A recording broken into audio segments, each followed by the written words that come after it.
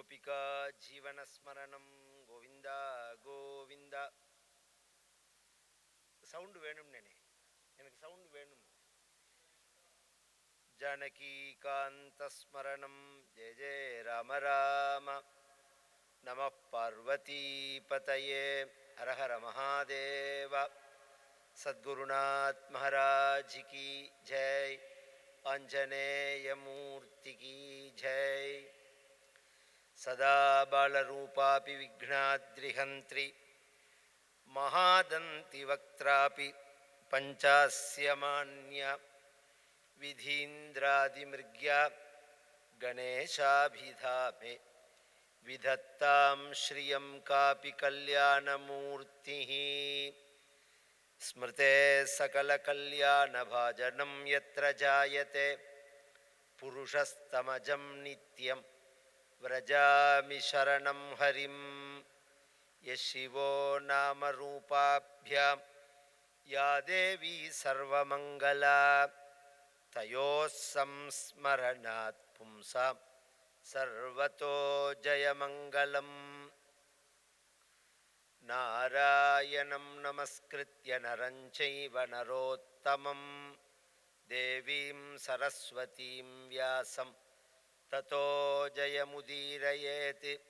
अभ्रश्यामः पिङ्गजटाबद्धकलापः प्रांशुर्दण्डीकृष्णमृगत्वक्परिधानः साक्षाल्लोकान् पावयमानः. कुरंचि पेडुतुमम्मा. कविमुख्यः पाराशर्यः पर्वस्वरूपं विवृणोतु. धर्मो विवर्धति युधिष्ठिरकीर्तनेन पापं प्रणश्यति वृकोदरकीर्तनेन शत्रुर्विनश्यति धनञ्जयकीर्तनेन माद्रीसुतौ कथयतां न भवन्ति रोगाः. कृष्णाय वासुदेवाय हरये परमात्मने प्रणतः क्लेशनाशाय गोविन्दाय नमो नमः. भक्तवात्सल्यजलधेः परमानन्दरूपिणः अस्मदाचार्यराजस्य प्रपन्नोऽस्मि पदाम्बुजं. त्र्यम्बकपुराधीशं गणाधिपसमन्वितं गजारूढमहं वन्दे शास्तारं कुलदैवतं. बुद्धिर्बलं यशोधैर्यं निर्भयत्वमनोगता अजाढ्यं वाक्पटुत्वञ्च हनुमत्स्मरणात् भवेत्. ओम श्री राधा रुक्मिणी सत्यभामा समेत श्री गोपालकृष्णाय परब्रह्मणे नमः. ओम सद्गुरुचरणारविन्दाभ्यां नमः. वाग्देव्यै नमः. ओम हनुमते नमः. श्रीहरये नमः. ஸ்ரீயப்பதியான பரம கருணாமூர்த்தியான சர்வேஸ்வரனான பகவானுடைய அவதாரங்களில் ஞான கலாவதாரமாக இருக்கக்கூடியதான கிருஷ்ணாவதாரம், வியாசாவதாரம், இந்த ரெண்டும் சமகாலத்தில் அமையப்படுகிறது.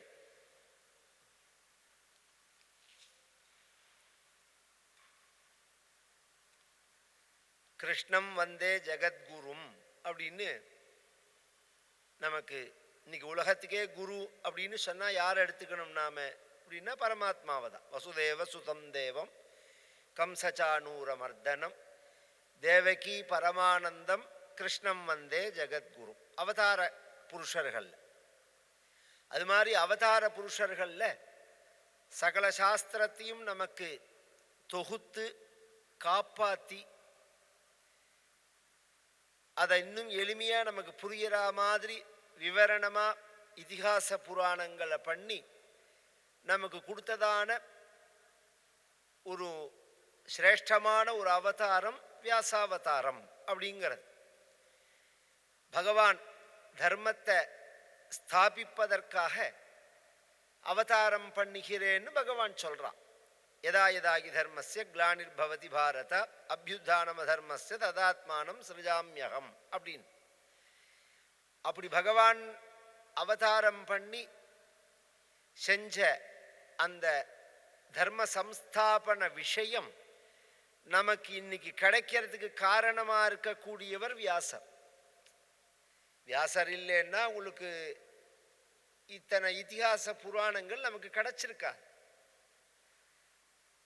வேதங்கள் எல்லாமே ஒரு மொத்தமான ஒரு தொகுப்பா இருந்தது, மிஸ்ரமாகி இருந்தது, மாறி மாறி. அதை பிரிச்சு விநியஸ்தம் பண்ணி இது ருக்வேதம், இது யஜுர்வேதம், இது சாமவேதம் அப்படின்னு நமக்கு கொடுத்தவர் வியாசர்.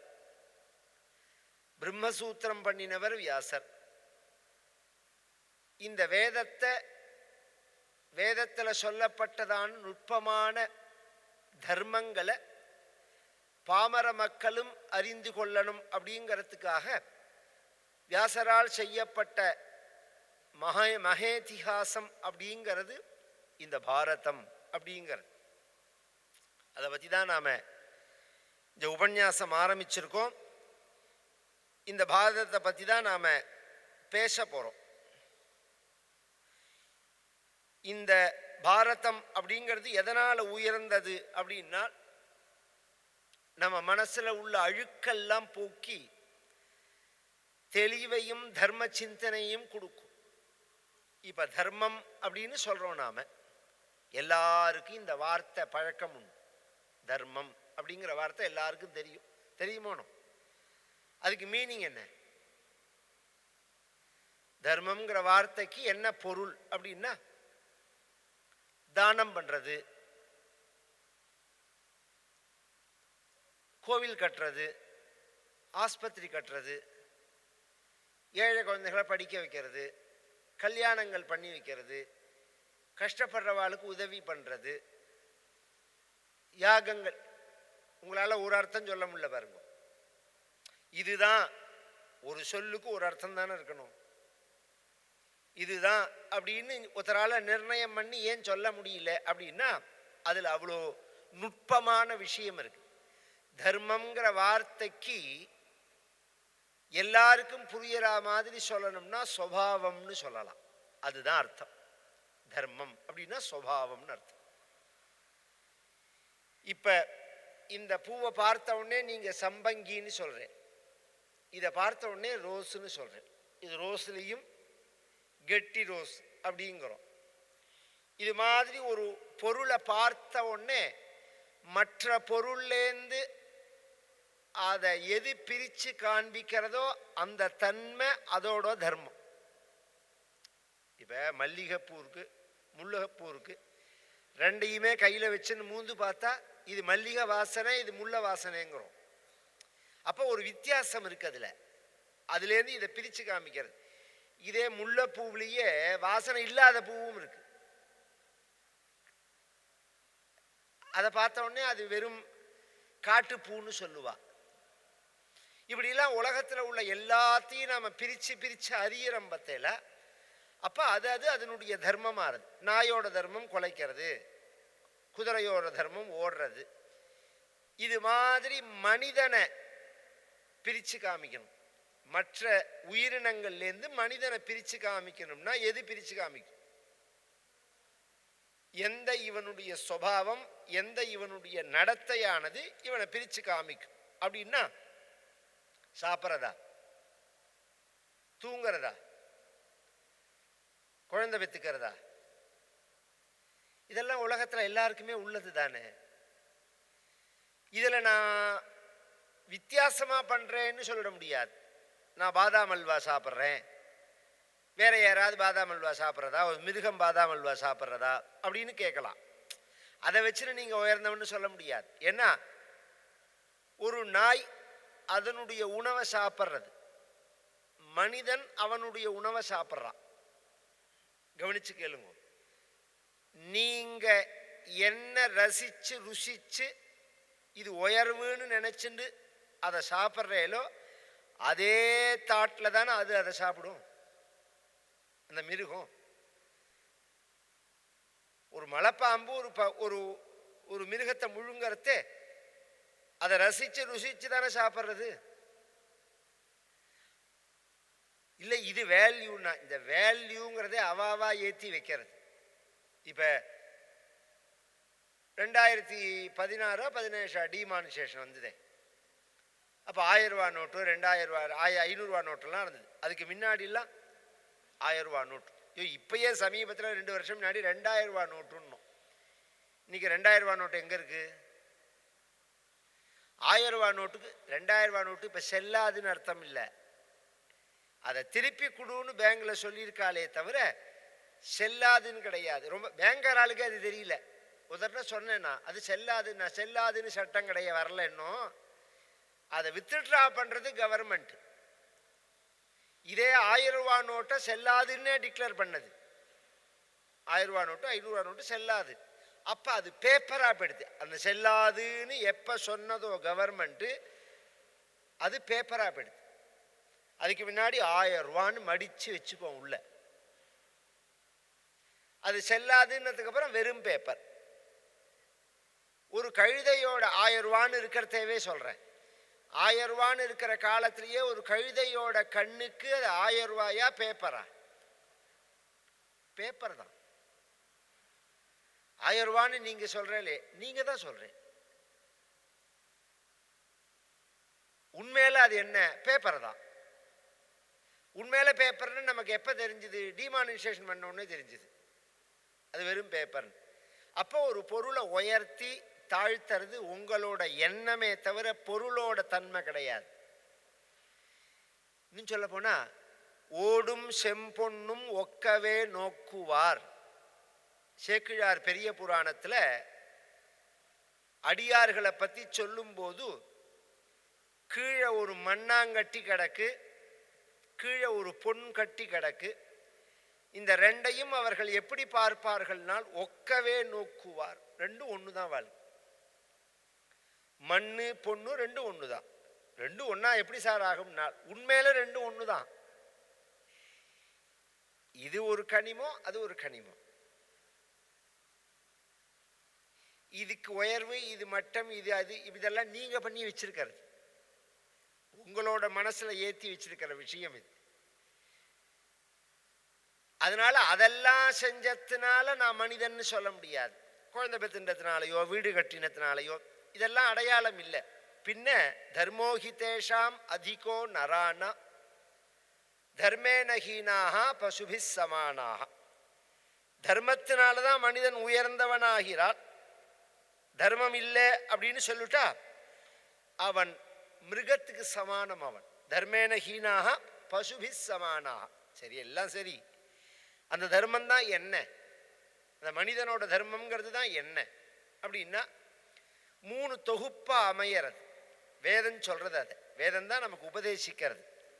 சத்யான்ன பிரமதிதவ்யம், தர்மான்ன பிரமதிதவ்யம், குஷலான்ன பிரமதிதவ்யம், பூத்தேன பிரமதிதவ்யம், ஸ்வாத்யாய பிரவச்சனாபியான்ன பிரமதிதவ்யம், தேவபிதிருகாரியாபியான்ன பிரமதிதவ்யம், மாதృதேவோ பவ பிதృதேவோ பவ ஆச்சாரிய தேவோ பவ அதிதி தேவோ பவ. இது மனித தர்மம்னு பேர். ஆத்ம குணம், ஆச்சாரம், ஆராதனம், இந்த 3. ஆத்ம குணம் அப்படின்னா பொறுமையா இருக்கிறது, நேர்மையா இருக்கிறது, கருணையா இருக்கிறது, சத்தியம் பேசுறது, தானம் பண்றது. கவனிச்சு கேளுங்க. பொறுமையா இருக்கிறது, கருணையா இருக்கிறது, நேர்மையா இருக்கிறது, சத்தியம் பேசுறது, தானம் பண்றது. இது 5. இதுக்கு எதிர்மறையான காரியத்தை செய்யாம இருக்கிறது 5. பொய் பேசக்கூடாது, கோபப்படக்கூடாது, பிறர் பொருளை அபகரிக்க கூடாது, பிறர்கிட்ட கருணையோட இருக்கணும்,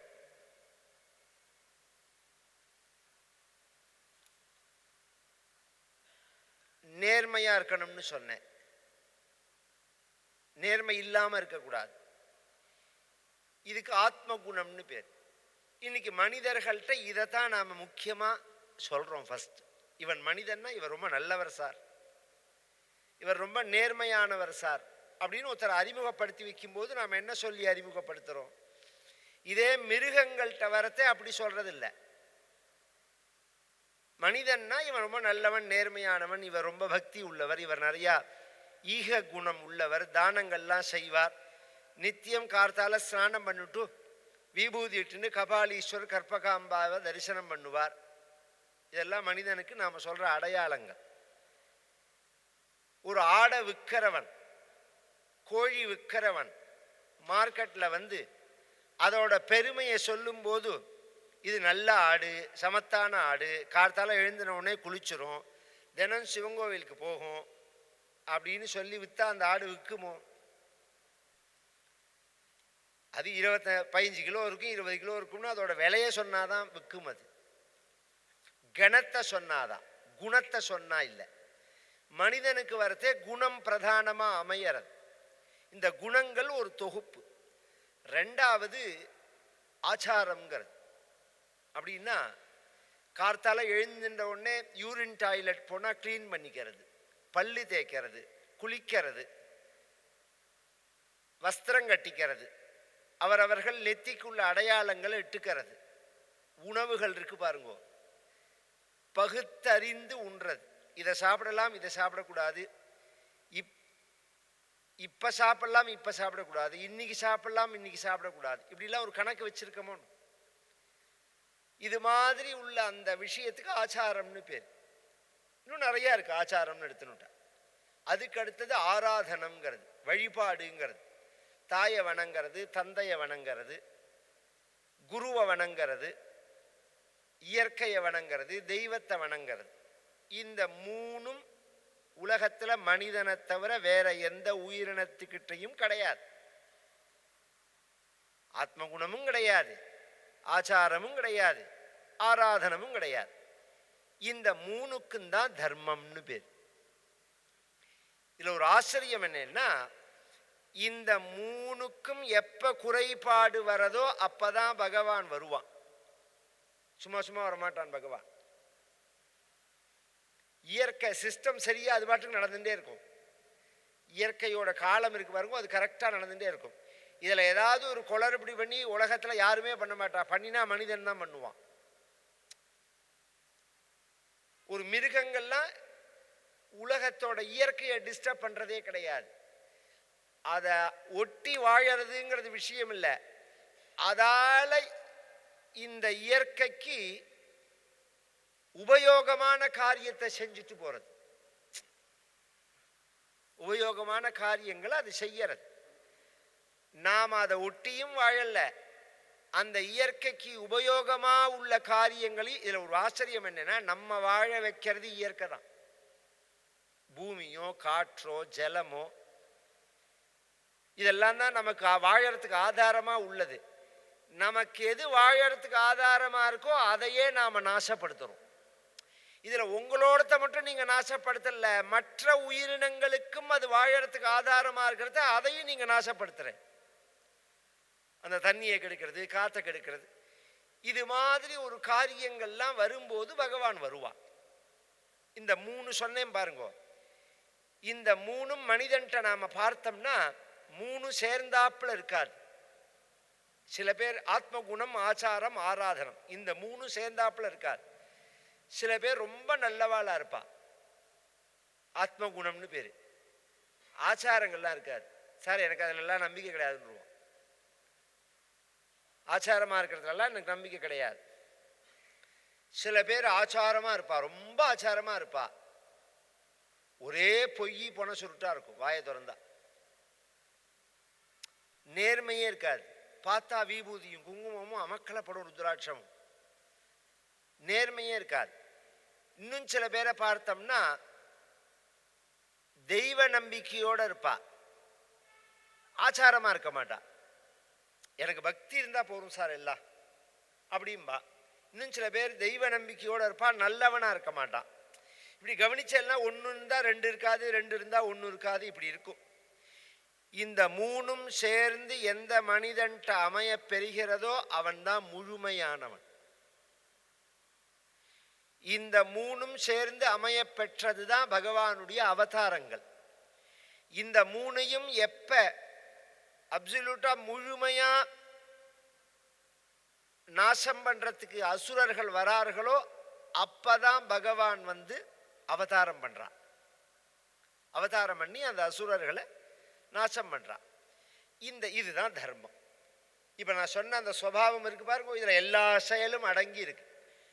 இந்த தர்மம் அப்படிங்கிறது தான் உயர்ந்தது. இந்த தர்மத்தை ரட்சிக்கிறதுக்காக தான் பகவான் வரான் அப்படின்னு சொல்லிட்டேன்.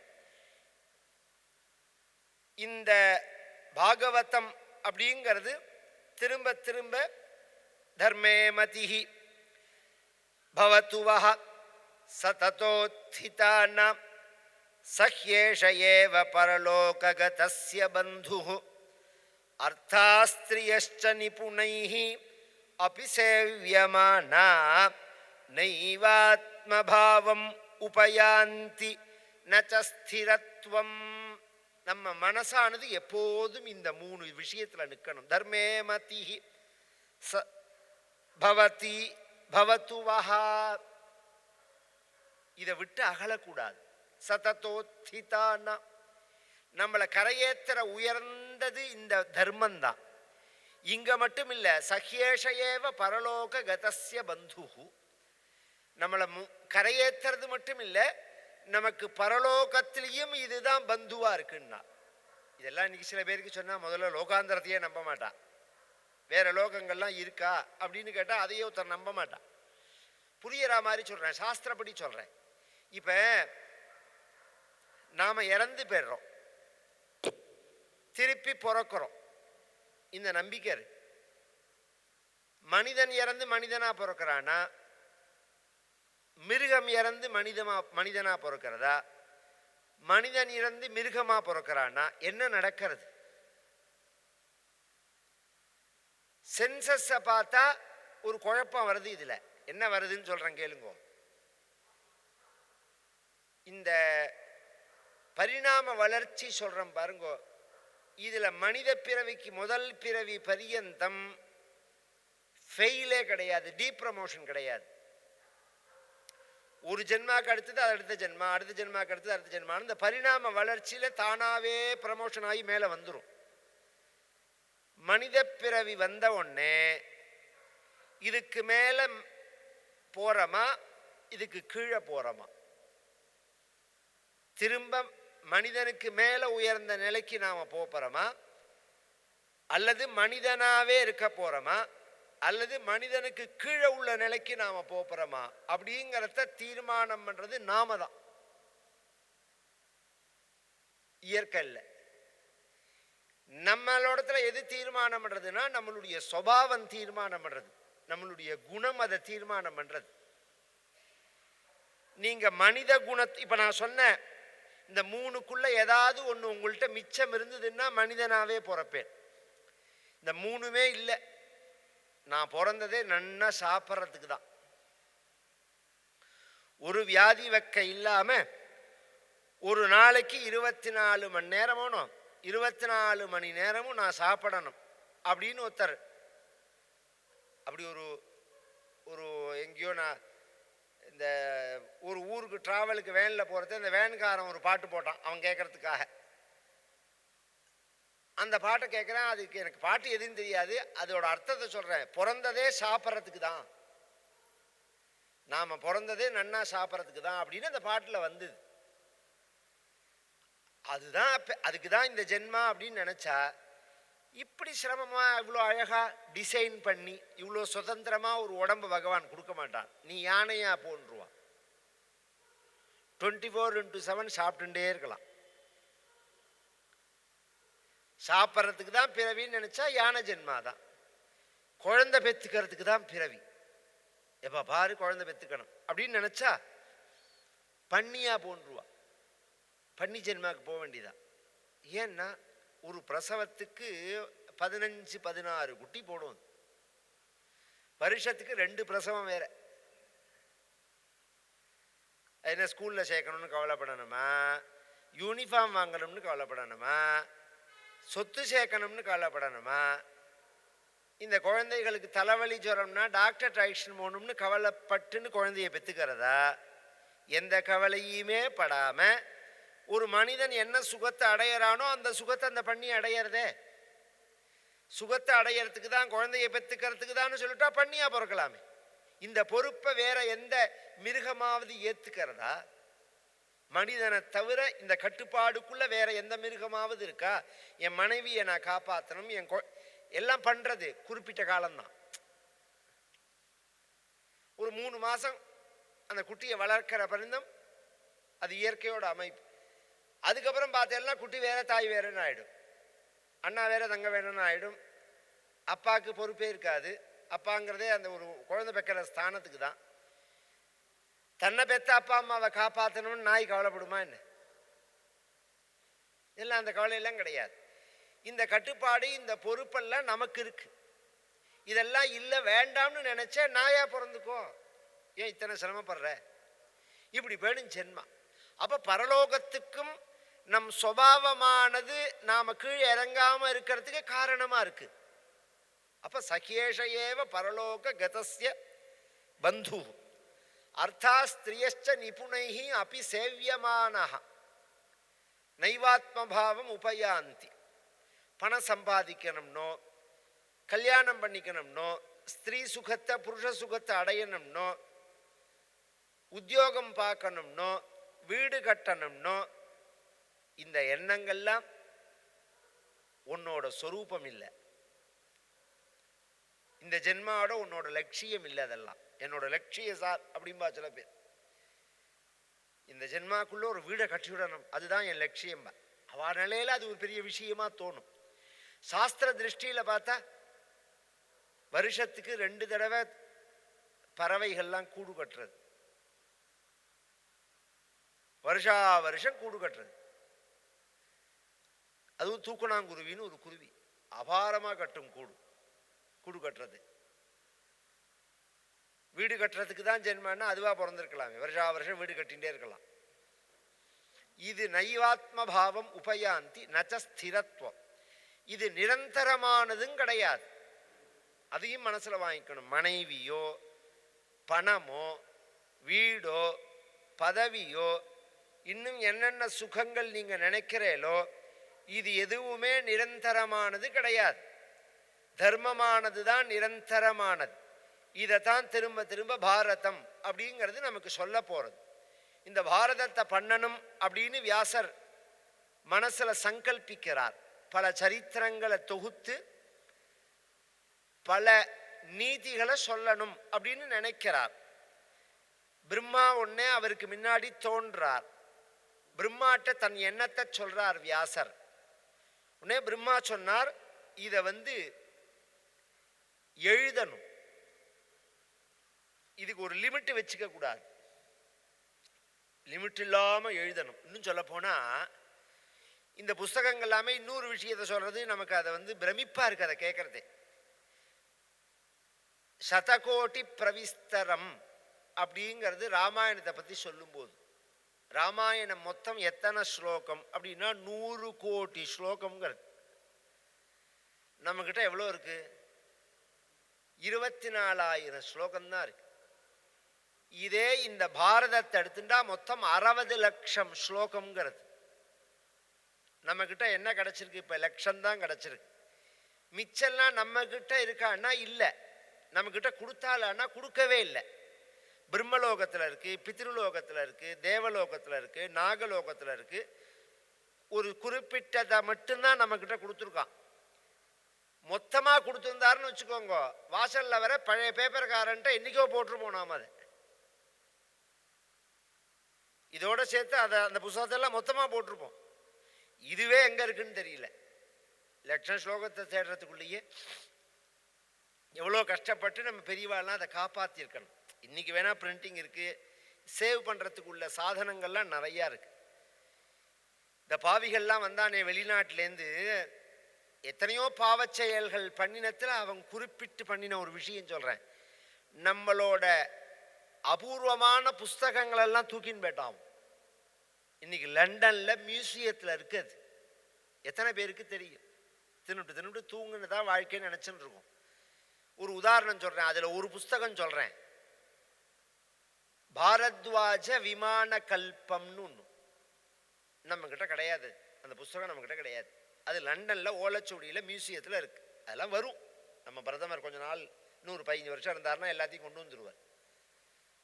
அதுல என்ன விஷயம் இருக்குன்னா, இப்ப நீங்க பெட்ரோல் போட்டு தானே விமானத்தை இயக்கிறேன்.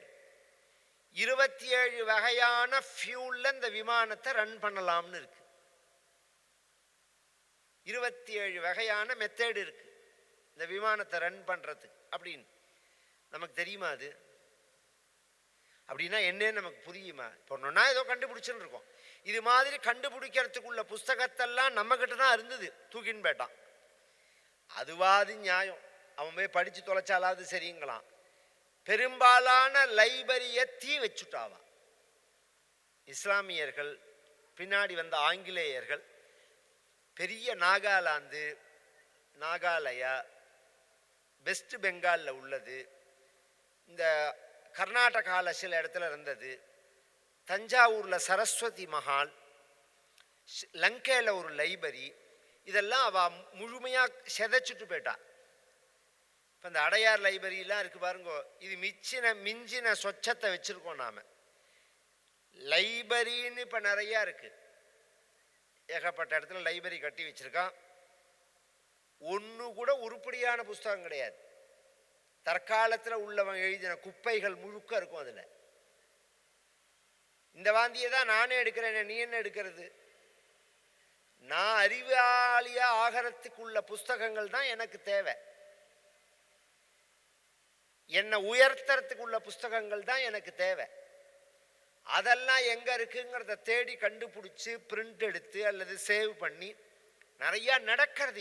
இப்ப எங்கள்கிட்ட எல்லாம் வந்ததுன்னா நிறைய ஊருக்கு போறோம், நிறைய பேர் பார்க்குறா.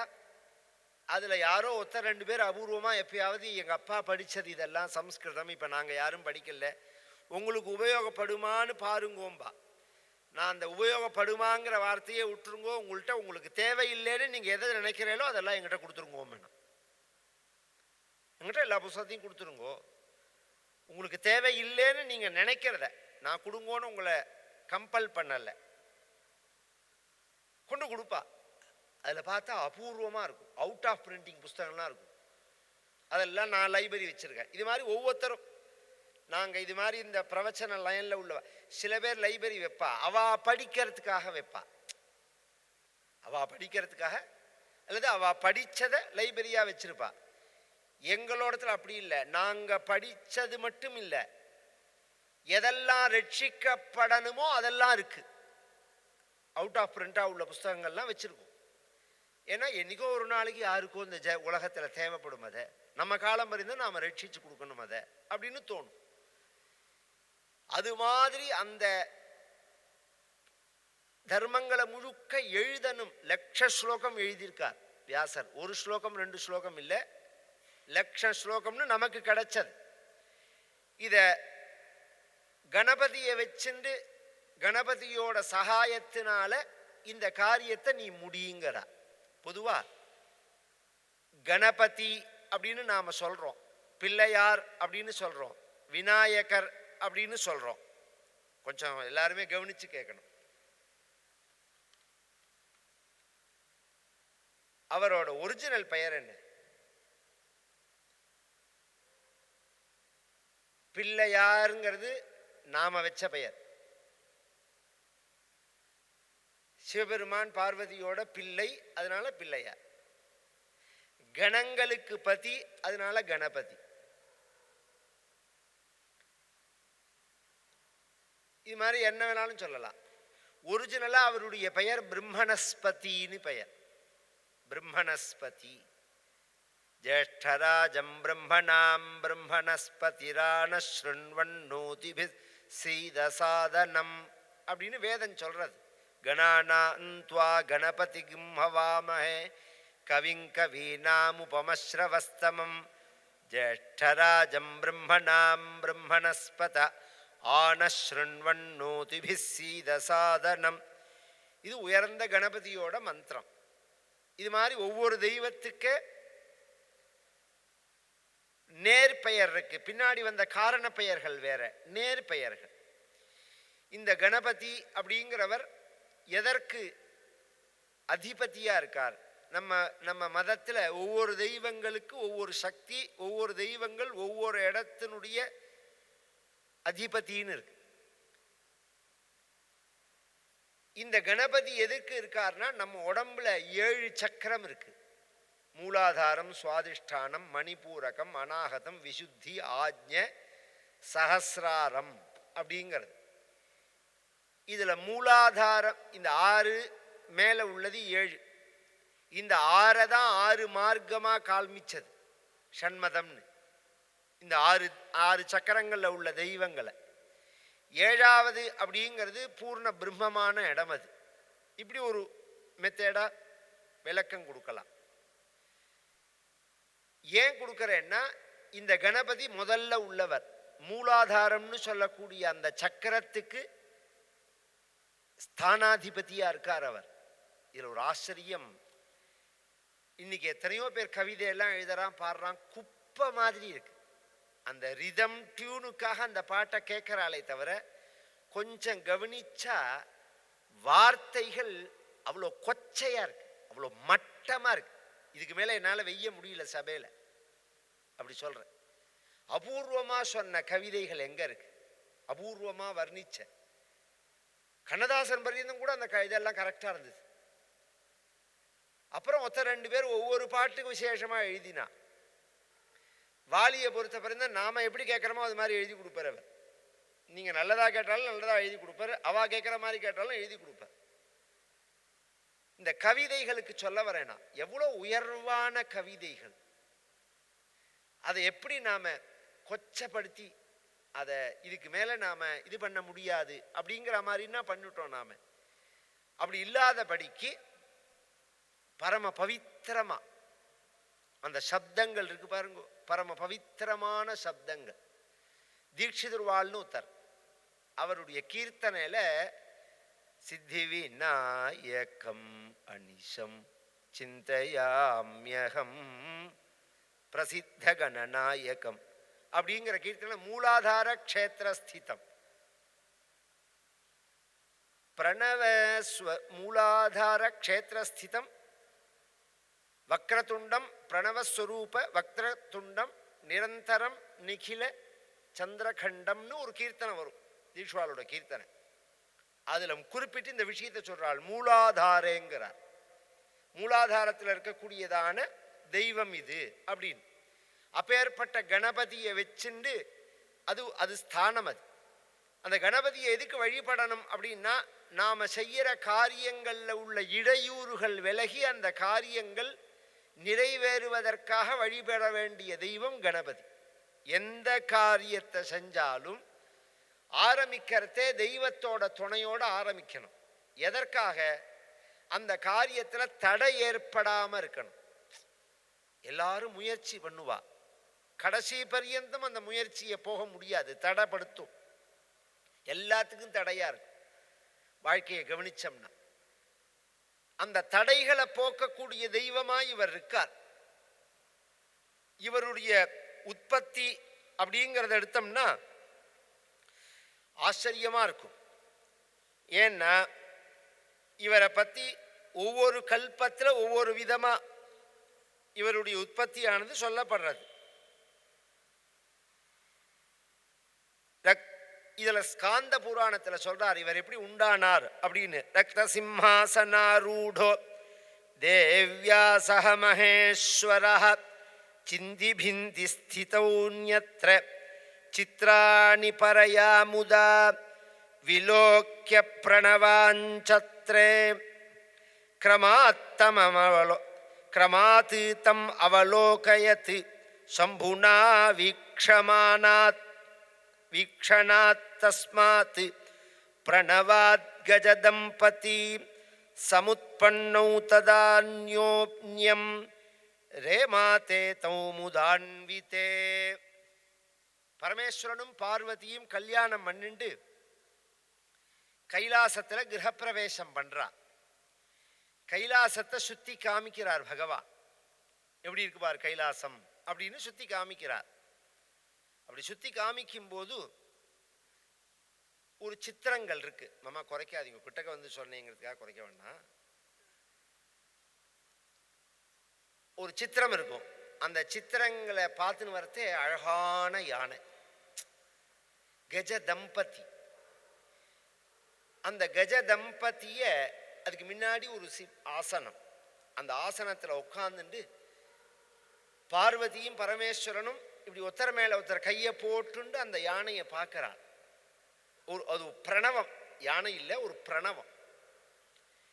இப்படி ஓம் அப்படின்னு எழுதக்கூடியதான பிரணவாகாரமான ஒரு சித்திரம் அது. விலோக்கிய பிரணவஞ்சாத்திர கிரமாத்து தம் அவலோகயத்து. அந்த பிரணவத்தை பார்வதியும் பார்க்கிறாள், பரமேஸ்வரனும் பார்க்கிறாள். உயிரெழுத்து மெய்யெழுத்து ரெண்டும் சேர்ந்த அப்புறம்தான் உயிர் மெய் எழுத்து ஆகும். அது நாம உபயோகிக்க கூடியதான எழுத்துக்கள் இருக்கு பாருங்க. இக்கு பிளஸ் அ க, அப்பதான் அதுக்கு முழு வடிவம் வரது. பரமேஸ்வரன் பார்வதி வரத்தே அது மாதிரி அ ஆ இ இ உ உ இந்த எழுத்துக்கள்லாம் பார்வதி சக்தியோட வடிவம். க க க கங்கிறதெல்லாம் சிவனோட வடிவம்.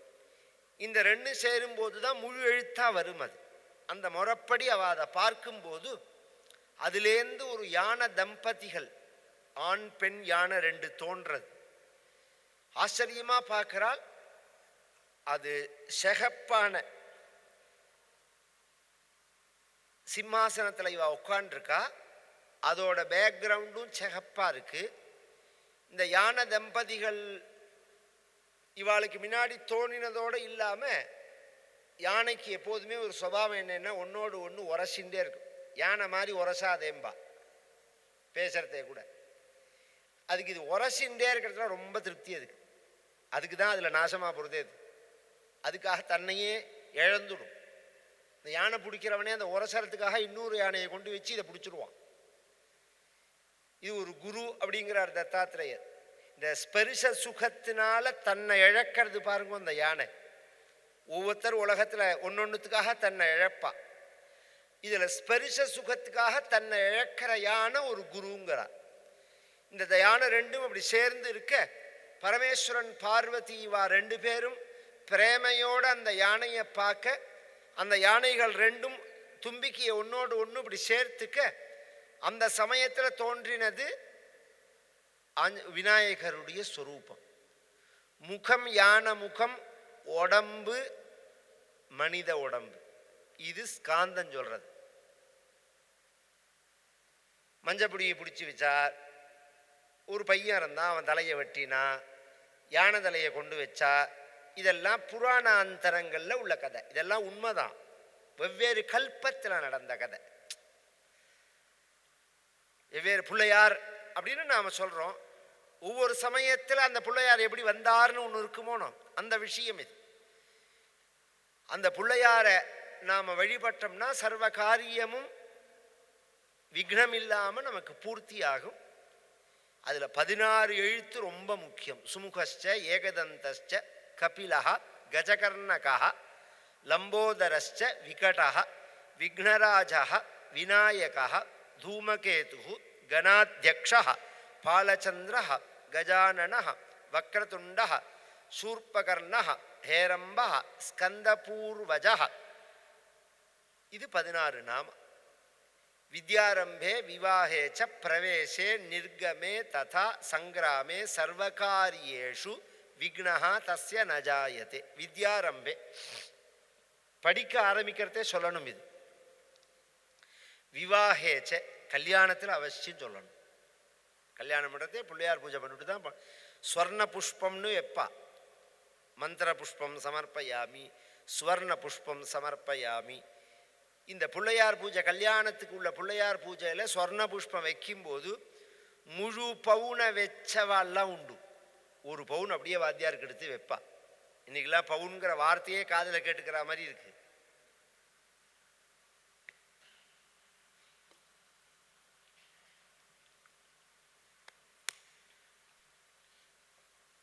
எங்கேயோ எந்த பைத்தியக்காரனோ பண்ற காரியத்துக்கு ஏழைகள் தவிக்கிறது பாருங்க. இது நம்ம தேசத்தில் நடக்கிற காரியம் இல்லை, வேர்ல்டு லெவலில் நடக்கிற காரியம். அதுவும் ஒரு பைத்தியம் வெறி பிடிச்சவன் பண்ற காரியம். அதுக்கு நம்ம ஒரு ஏழை கல்யாணம் பண்ணோம்னா பண்ண முடியாது. ஏன்னா நம்ம சம்ஸ்காரம் எப்படின்னா ஸ்ரீமங்கல் நிதாரணம், ஒரு தோடு, ஒரு மூக்குத்தி, இது ஒரு அடிப்படை. ஒரு ஸ்திரீன்னா ஒரு அடிப்படை. தோடு இல்லாத ஒரு பொம்மநாட்டியை நம்ம மதத்தில் நாம் பார்க்க முடியுமா? மூக்குத்தி காலத்தில் மூக்கு குத்தாமல் இருப்பாளா? ஸ்ரீமங்கல்யம் போட்டுக்காமல் இருப்பாளா? இதெல்லாம் இயற்கையாக உள்ளது.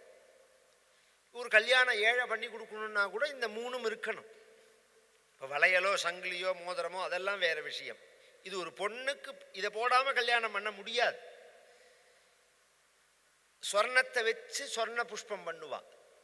அது மாதிரிலாம் கணபதியை பூஜை பண்ணுவார்கள். விவாகேச்ச பிரவேச கிரகப்பிரவேசம் பண்ணும்போது பண்ணணும்.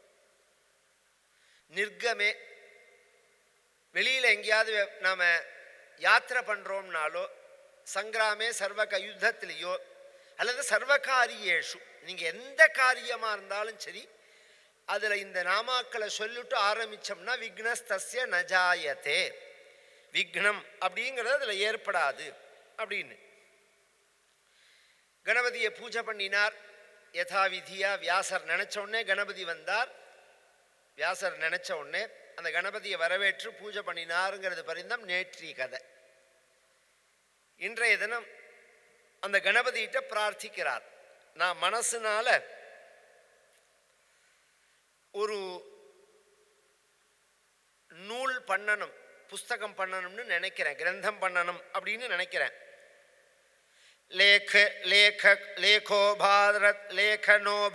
லேககோ பாரதஸ்யாஸ்ய பவத்வம் கணநாயகா மயைவ ப்ரோச்யமானஸ்ய மனசா கல்பிதஸ்ய ச ஸ்ருத்வைதத் பிராஹயேதஸ்மியேனே விக்னேஷः யதி மே லேகநீக்ஷணம். மனசுனால கல்பனை பண்ணி வச்சிருக்க விஷயங்களை சேகரித்து வச்சாச்சு. அதை சொல்லும்போது வர்ணனையில கவிதைகளாக வரும். அதை எழுதணும் அப்படின்னு ஒன்று. இது நீங்கள் இன்னைக்கு எவனெல்லாமோ கவிஞருங்கிறோம், உயர்ந்தவன்கிறோம். கவிகளுக்குள்ள இவன் தான் ராஜாங்கிறோம். குப்பை. அதான் அதில் உள்ள சுவாரஸ்யம். இவன் எழுதுறது கவிதையே கிடையாது. கவிதைக்கோட ஒரு கெப்பாசிட்டியை சொல்கிறேன் நான். இவெல்லாம் நான் சொல்கிறவெல்லாம் சத்தியமாக சொன்ன உடனே விஷயத்தை சொல்லுவா. போஜன்னு ஒரு ராஜா, அவன் இந்த கவிதைகளுக்கு போட்டி வைப்பான். எப்படி போட்டி வைப்பான் அப்படின்னா, 4 லைன் ஒரு கவிதைன்னா அதில் 4வது லைனை அவன் சொல்லிடுவான். மிச்சம் 3 லைனை நீங்கள் சொல்லணும். 4வது வரியை அவன் சொல்லிடுவான், மிச்சம் 3 வரியை நீங்கள் சொல்லணும். இது ரொம்ப ஈஸி தானே சார்னா, அந்த 4வது வரி என்னன்னு நான் சொல்கிறேன், மிச்சம் 3 வரியை எப்படி சொல்லலாம்னு நீங்கள் சொல்லுங்க. குலு குக்குலு குக்குலு, இதான் 4வது வரி. விளையாட்டுக்கு இல்லை. குலு குக்குலு குக்குலு. நிஜமா சொல்றேன்லன்னா, நிஜமா இதுதான் 4வது வரி. இதுக்கு சகஜமா கவிதை சொல்லுவான் காளிதாசன். ஜம்பூஃபலானி பக்வானி பதந்தி விமலே ஜலே கபி கம்பித சாகாபியாம் குலு குக்குலு குக்குலு. ஒரு ஆத்தங்கர ஓரமா ஒரு பெரிய நாவல் மரம் பழுத்து தொங்கறது. அது மேல ஒரு ஆண் குரங்கு, தடி குரங்கு உட்கார்ந்துட்டு 2 பழத்தை சாப்பிட்டுட்டு அந்த கலையை போட்டு உழுக்கறத, அந்த கலையில உள்ள பழங்கள்லாம் கீழே உள்ள ஆத்துல விழும்போது என்ன சப்தத்துல விழும்? குலு குக்குலு குலு குக்குலு குலு குக்குலு. இது மாதிரி மாதிரி சொல்லணும் கவிதைகள் சொல்றது. இதெல்லாம் ஆரம்ப நிலை, இன்னும் நிறையா இருக்கு, சகஜமா இருக்கு. அவெல்லாம் அப்படி ஒரு ஆசுகவின்னு சொல்லுவா. அவளை ஆசுகவியா இருக்கணும். இன்னைக்கு ரூம் போட்டு, அதுவும் எங்க பெங்களூர்ல போய் ரூமை போடணும், துபாயில் போய் ரூமை போடணும், அமெரிக்காவில் போய் ரூமை போடணும். ஒரு வாரம் குடிச்சு கும்மாளம் விட்டுட்டு 4 வரி கூட வந்திருக்காது உருப்படியா. அது மாதிரி இல்லை. இதெல்லாம் லட்ச ஸ்லோகம். எனக்கு நான் மகாபாரதம் தான் சொல்லணும்னு நினைக்கிறேன், அதுதான் என்னோட சங்கல்பம். ஆனால் இன்னைக்குள்ள ஒரு காலக்கிரமத்தை பார்க்கும்போது உள்ள தாபங்களையும் பேசாம கடக்க முடியல என்னால். டியூனை சொன்ன உடனே கவிதையை சொல்லணும், அதுவே பெரிய சாமர்த்தியம், அதுவே பெரிய கெட்டிக்காத்தனம். இவாள்லாம் அந்த கண்டென்ட்டுக்கு கவிதை பண்ணிட்டே இருப்பா. சந்தஸ் மாறி மாறி இருக்கும், தாளங்கள் மாறி மாறி இருக்கும். அதை எழுதணுமே, என்னோட நான் சொல்ற வேகத்துக்கு எழுதணும். ஏன்னா எழுதுறது தடைப்பட்டுறதுன்னா சொல்றது தடைப்பட்டுடும். நான் சொல்லி அதனாலதான் டைப் அந்த ஷார்ட் ஹேண்டே வந்ததே. அந்த காலத்தில் ஃபஸ்ட்டு எப்படி இருக்கும்னா, அநேக ஆசீர்வாதம், உடனே அநேக ஆசீர்வாதம், உபயக்ஷேமம் உபயக்ஷேமம் இப்படிங்கிறத உடனே மாமா உபயக்ஷேமம் அதானே சொன்னேன் நீங்கள் மாவோம் எழுதுறவோம். நமக்கு அடுத்தது என்ன சொல்ல வரத்துக்கு நினச்சோமோ அது மறந்து போயிடும். இதில் ஒரு அந்த பிரச்சனை உண்டு. கதை சொல்கிறதேவும் அந்த இது வேணும். நான் உங்களுக்கு பேசின்னு இருக்கிறது நான் 10 செகண்ட் முன்னாடி நினச்ச விஷயம். அது நான் பேசுறதுக்கு முன்னாடி என்னோட புத்தி ஓடிண்டே இருக்கணும், இந்த விஷயத்தை பேசணும் இந்த விஷயத்தை பேசணும் அப்படின்னு. அதுக்கு தான் பிரதிபேன்னு பேர். மேலே மேலே மேலே உதயமாயிண்டே இருக்கு பத்தியில, அப்படியே ஸ்டன் ஆகிடும். இப்போ நான் மேடையில் எதுக்கு வந்திருக்கேன்னா சொல்லிட்டே இருக்க வேண்டியதான், என்ன பேசுறதுன்னே தோணாது. அப்படி இல்லாதபடிக்கு மேலே மேலே மேலே மேலே விஷயமா நாய் குலைக்கிற மாதிரி வெட்டியாக குலைக்கலாம். எத்தனையோ தரங்கட்ட வார்த்தைகளை உபயோகப்படுத்தி பேசலாம். உபயோகமான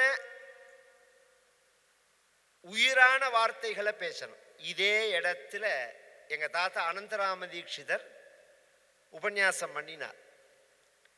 ராஜாஜி வந்திருந்தா. எல்லாத்தையும் முடிச்சதுக்கு அப்புறம், இந்த தேசத்தை ஒரு வழியான பரிஸ்திதியில் கொண்டு முடிச்சு வச்சதுக்கு அப்புறம் ரிட்டையர்டு காலத்துக்கு அவர் வந்தார்.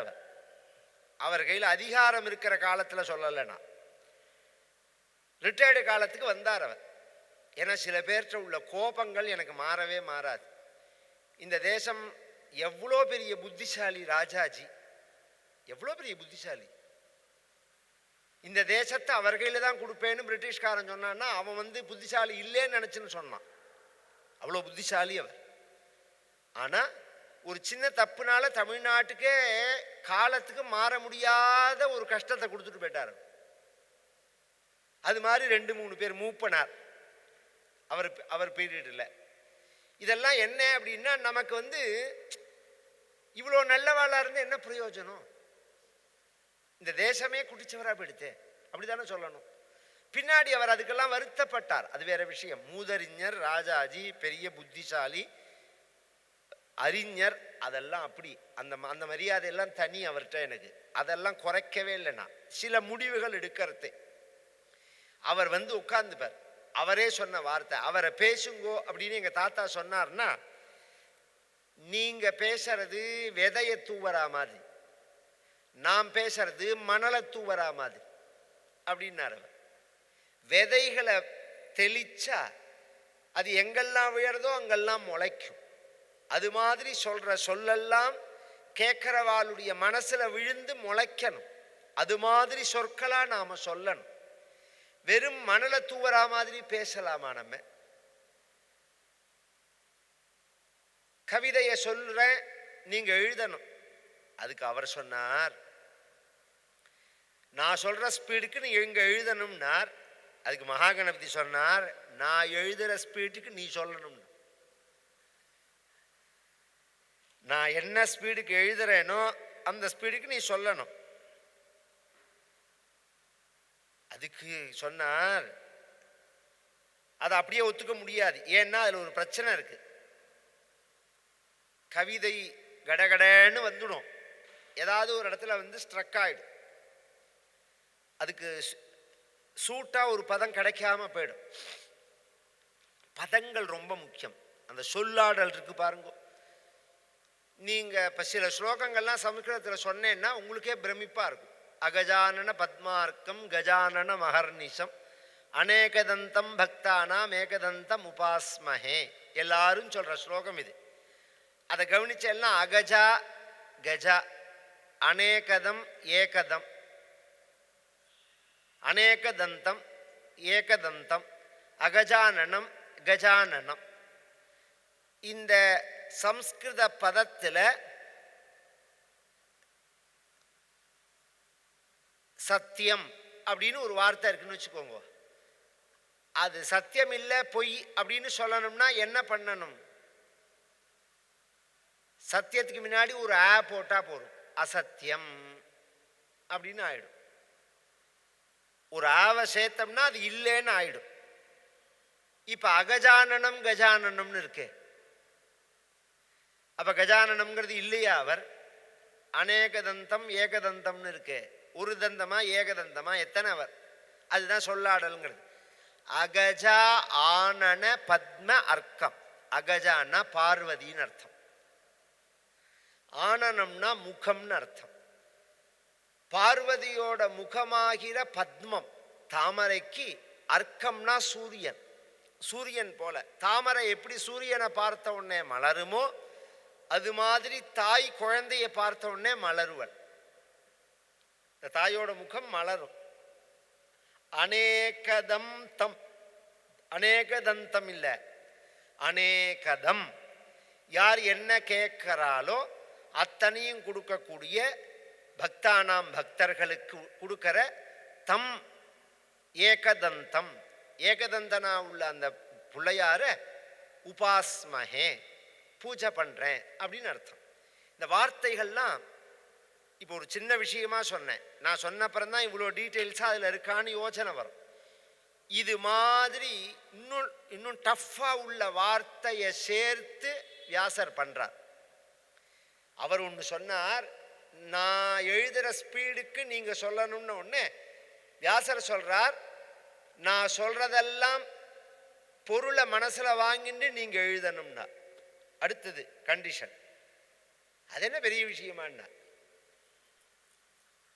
வியாசர் என்ன பண்ணுவார், அவருக்கு எப்போ வந்து கொஞ்சம் ஓய்வு தேவை, ஒரு ரெஸ்ட் எடுத்துக்கணும், ஒரு வாய் ஜலம் சாப்பிடணும், ஒரு கொஞ்சம் மூச்சு விட்டுக்கணும் அப்படின்னு தோன்றதோ அப்போ ஒரு கடினமான ஸ்லோகத்தை சொல்லிடுவார்.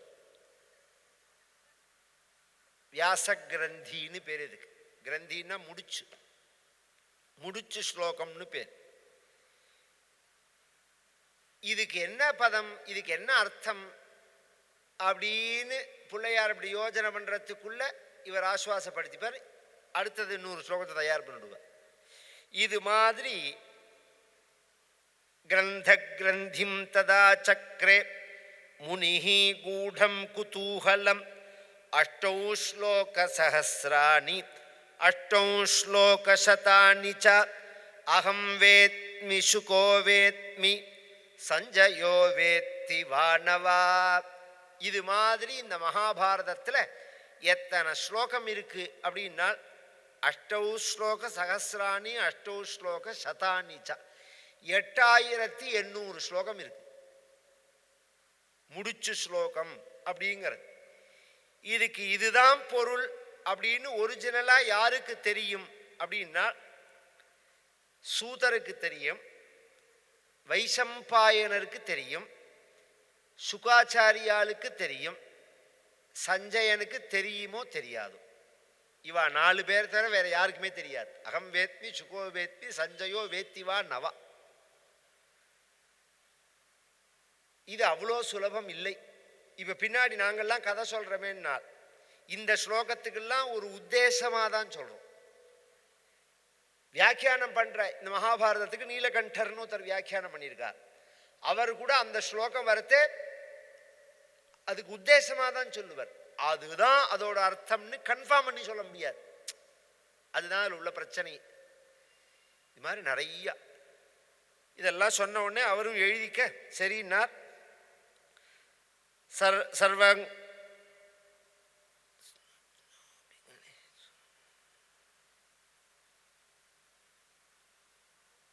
சர்வஜ்ஞோபி கணேரோ சோயத் க்ஷணமாஸ்திர விசாரயன் தாவச்சகார வியாசோபி ஸ்லோகானன்யாப்தபூத்விவ.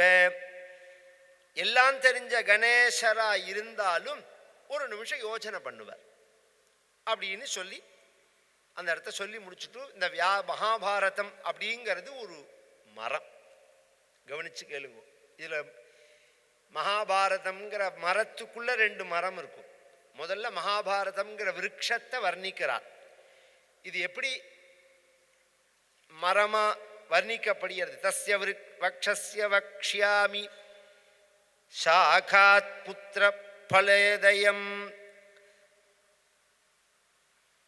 இது ஆதி பர்வா, சபா பர்வா, வனபர்வா, விராட்ட பர்வா, உத்தியோக பர்வா, பீஷ்ம பர்வா, துரோண பர்வா, கர்ண பர்வா, சல்ய பர்வா, சௌகந்திக பர்வா, ஸ்திரீ பர்வா, சாந்தி பர்வா,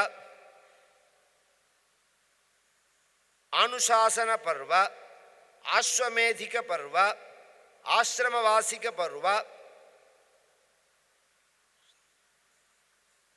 மகாபிரஸ்தான பர்வா இத்தியாதி, மௌசல பர்வா, ஆசிரமவாச பர்வா, அஸ்வமேத பர்வா, மகாபிரஸ்தான பர்வா அப்படின்னு 18 வகையா இருக்கு. இது ஒரு மரமா இருக்கு. இந்த மரத்துக்குள்ள 2 மரத்தை காமிக்கிறார். தர்மமான மரம் ஒன்று, அதர்மமான மரம் ஒன்று. ஒரு மரத்தையே நாம இது நல்ல மரம், இது கெட்ட மரம்னு நம்ம சாஸ்திரங்கள்ல தான் அதை பிரித்து காமிக்கிறோம். அவங்களுக்கு தெரியுமா? அது உலகத்திலேயே அப்படி சொல்லலை. மரங்களோட மகிமையே நமக்கு தெரியாது. இந்த வீடு உபயோகப்படுத்துகிற மத்தியில் இந்த வீட்டுக்கு ஜன்னல், கதவு இதெல்லாம், இதில் முக்கியமாக 2-3 மரத்தை உள்ளே கொண்டுவே வரக்கூடாது. தூங்கு மூஞ்சி மரம்னு ஒன்று, அந்த மரத்தை உள்ளேயே கொண்டு வரக்கூடாது. நுணா மரம்னு ஒன்று, அந்த மரத்தை உள்ளே கொண்டு வரக்கூடாது. அத்தி மரம், அரச மரம், இதெல்லாம் உள்ளே கொண்டு வரக்கூடாது வேலை செய்யறது. மாமரம், பலாமரம், தேக்கு மரம், வேப்ப மரம், இதெல்லாம் வீட்டுக்குள்ள உபயோகப்படுத்துகிற மரங்கள். மற்ற மரங்கள் எதுக்கு எதை உபயோகப்படுத்தணும்னு சாஸ்திரம் சொல்றது. அது ஆச்சரியம். இந்த மாடு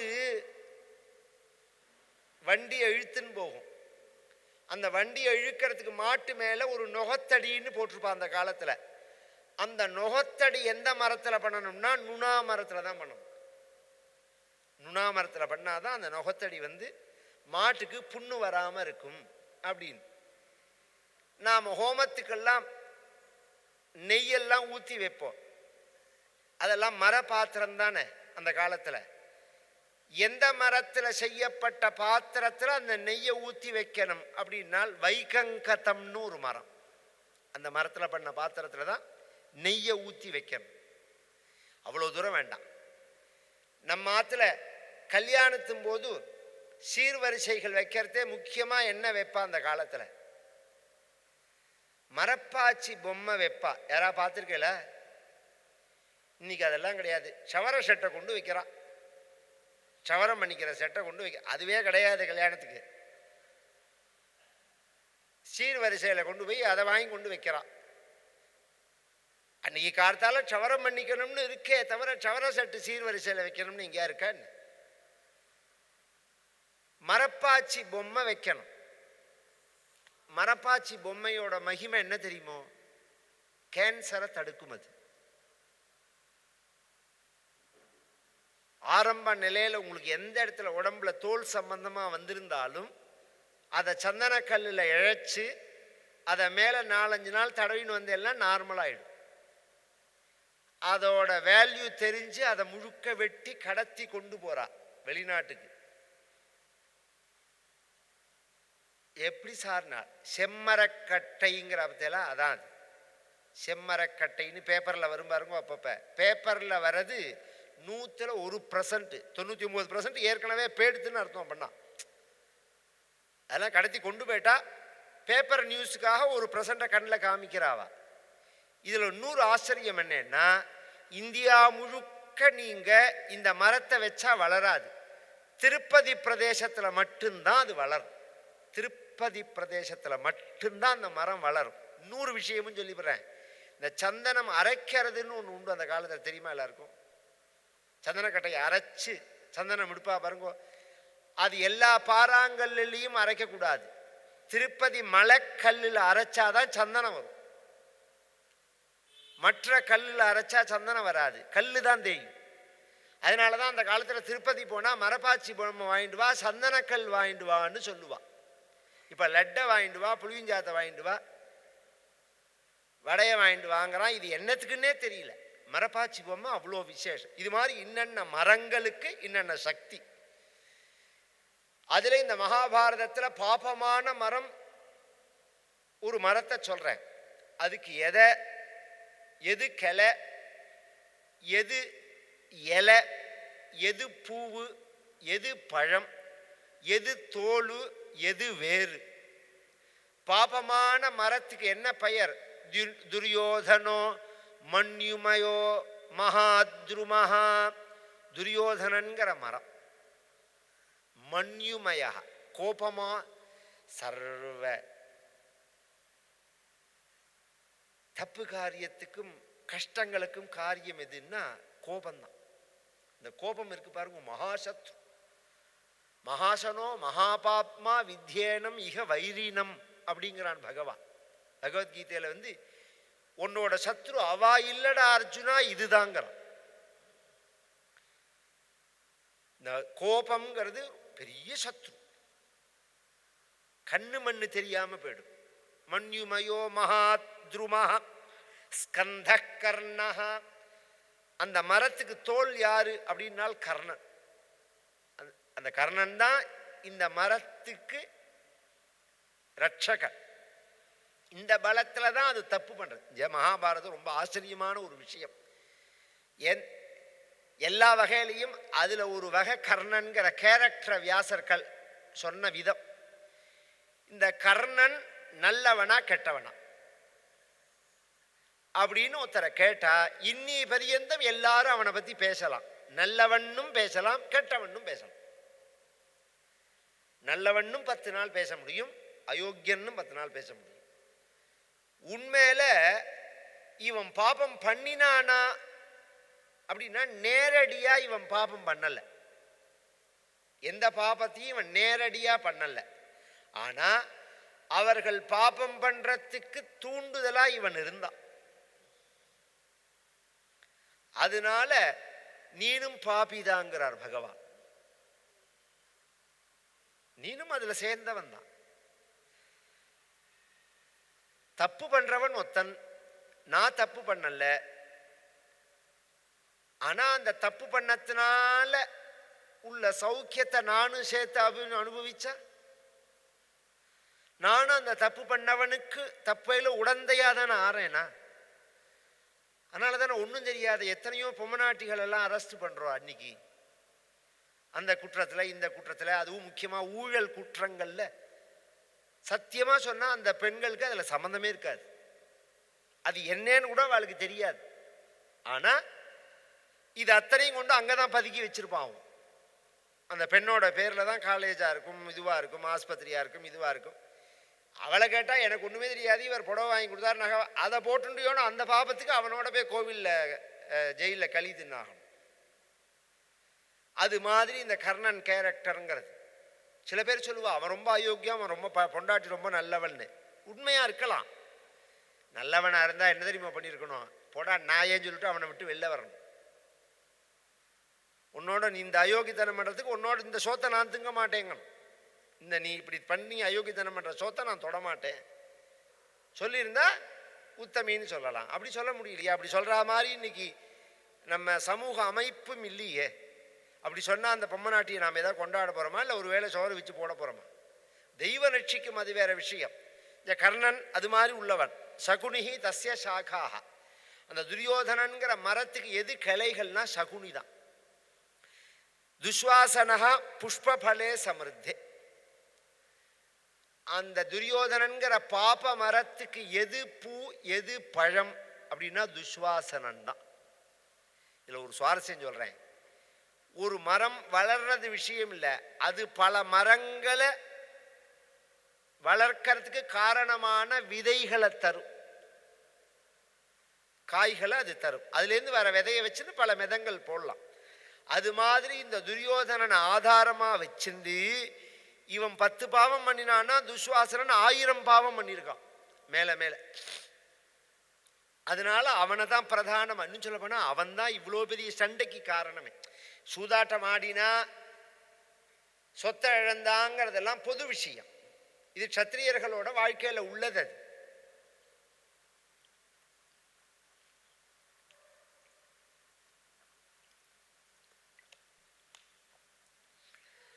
திரௌபதியை வச்சு ஆடினார்கள். அது ரைட்டா தப்பாங்கிறதெல்லாம் அந்த கதை வரத்தே கேட்போம். திரௌபதியை வர சொல்லுன்னா அவன் வரமாட்டேன்னா, திரௌபதியை போய் நீ வர சொல்லுன்னு துஸ்வாசனன்ட்ட சொல்லி அனுப்பிச்சா, இவன் என்ன பண்ணியிருக்கணும்? திரௌபதி இவனுக்கு மன்னி, அண்ணா சம்சாரம், மன்னி உங்களை கூப்பிட்றா அப்படின்னு சொல்லி தானே கூப்பிட்டுருக்கணும். மேலே ஏறி உன்னை கூப்பிட்டா நீ வரமாட்டேன்னு சொன்னையாமே, அப்படி என்னடி உனக்கு பெரிய விஷயம்னு சொல்லி அவளோட தலையை பிடிச்சி இழுக்கிறான்.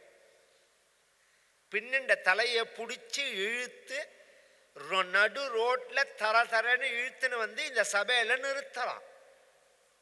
மகாபாரதத்தில் இதெல்லாம் உள்ளது. இத்தனைக்கு அப்புறமும் சிம்மம் மாதிரி சிலிர்த்துன்னு தான் நிற்க போறாவ திரௌபதி. அது வேற விஷயம். தலை எழுத்தத்தினால நான் ஆயுஷே முடிஞ்சு போயிட்டேன். இதை எல்லா பொம்மநாளிகளுமே ஞாபகம் வச்சுக்கணும். ஒருத்தன் அவமானப்படுத்தினத்தினாலையோ அல்லது ஏன்னா பெரும்பாலும் அயோக்கிய பயல்கள் எல்லாரும் என்ன பண்ணுவான், குலஸ்திரியோட கேரக்டர் தான் ஸ்பாயில் பண்ணுவாவா. ஒருத்தரை தாக்கணும் அப்படின்னு சொன்னா, பொம்மநாட்டி அதுவும் பெண்களை தாக்கணும்னு சொன்னா கேரக்டர் வைஸ், நீ என்ன ஐஎஸ்ஐ சர்டிஃபிகேட்டா, நீ கொடுத்துதான் நான் நல்லவன்னு தெரியணுமா? என்ன நல்லவன்னு சொல்றவன் நல்லவனா இருக்கணும். அதுதான் இங்க முக்கிய விஷயமே. என்ன நல்லவன்னு சொல்றவன் அயோக்கிய பேர் சொன்னதுனால நான் நல்லவன் எனக்கு அது பெருமையா என்னது? என்ன நல்லவன் சொல்லணும். அது மாதிரி எவனோ சொன்னாங்கிறதுக்காக உடஞ்சி போயிடக்கூடாது. வீழ்வேன்னு நினைத்தாயோ அப்படிங்கிறாரோன்னு பாரதியார். இதெல்லாம் எல்லாத்துக்கும் இதுல ஒரு ஆச்சரியம் என்னன்னா, அதுல முக்கியமா அவர் எடுத்துனது பாஞ்சாலி கேரக்டர் தான். பாஞ்சாலி சபதம்னு பொழந்து கட்டுவர். அந்த பாட்டெல்லாம் இந்த டைம் வரத்தே 1-2 சொல்றேன். அசாத்தியமா இருக்கும். அவர் கேட்கிற கேள்விக்கு ஒண்ணுக்குமே பதில் சொல்ல முடியாது. திரௌபதியை இது மாதிரி ஒரு கேசத்தை தொட்டு இந்த குடும்பத்தை நாசம் பண்றதுக்கு காரணமா இருந்த பாப்பி துஸ்வாசனன் தான். எல்லாத்துக்கும் மேல மூலம் ராஜா திருதராஷ்டிரோ அமனீஷி. ஒரு மரம்னு இருந்தா அதுக்கு ரூட் இருக்கணும், வேர் இருக்கணும். வேர்னாலதான் அந்த மரம் ஆயுஷோடையும் இருக்கும், ஆரோக்கியத்தோடையும் இருக்கும். இந்த துரியோதனன்கிற பாப மரத்துக்கு யார் வேறு அப்படின்னா திருதராஷ்டிரன். இதுல திருதராஷ்டிரன் சொல்லி நிறுத்தல வியாசர். திருதராஷ்டிரோ அமனீஷின்னு, புத்தி இல்லாத திருதராஷ்டிரன். ஒரு பெரியவனா இருந்தா குடும்பத்துக்கு சின்னவர்களுக்கு நல்ல புத்தி சொல்லி வழி நடத்தணும். அதுக்கு தான் பெரியவர்கள். இந்த சண்டை வரத்தே சூதாடனுங்கிறதே துரியோதனன் வந்து சொன்ன உடனே திருதராஷ்டிரன் அதுக்கு ஏற்பாடு பண்ணும்போது துரியோதனனோட அம்மா திருதராஷ்டிரனோட மனைவி காந்தாரி திருதராஷ்டிரனை பார்த்து 2 விஷயம் சொன்னார். ஒரு விஷயம் சொன்னால், உன் சொன்னத்தை உன் குழந்தைகள் கேட்குற மாதிரி நீ வச்சிருக்கணுமே தவிர உன் குழந்தைகள் சொன்னதை நீ கேட்குற மாதிரி இருக்கக்கூடாது. உன் சொன்னத்தை உன் குழந்தைகள் கேட்கணும்.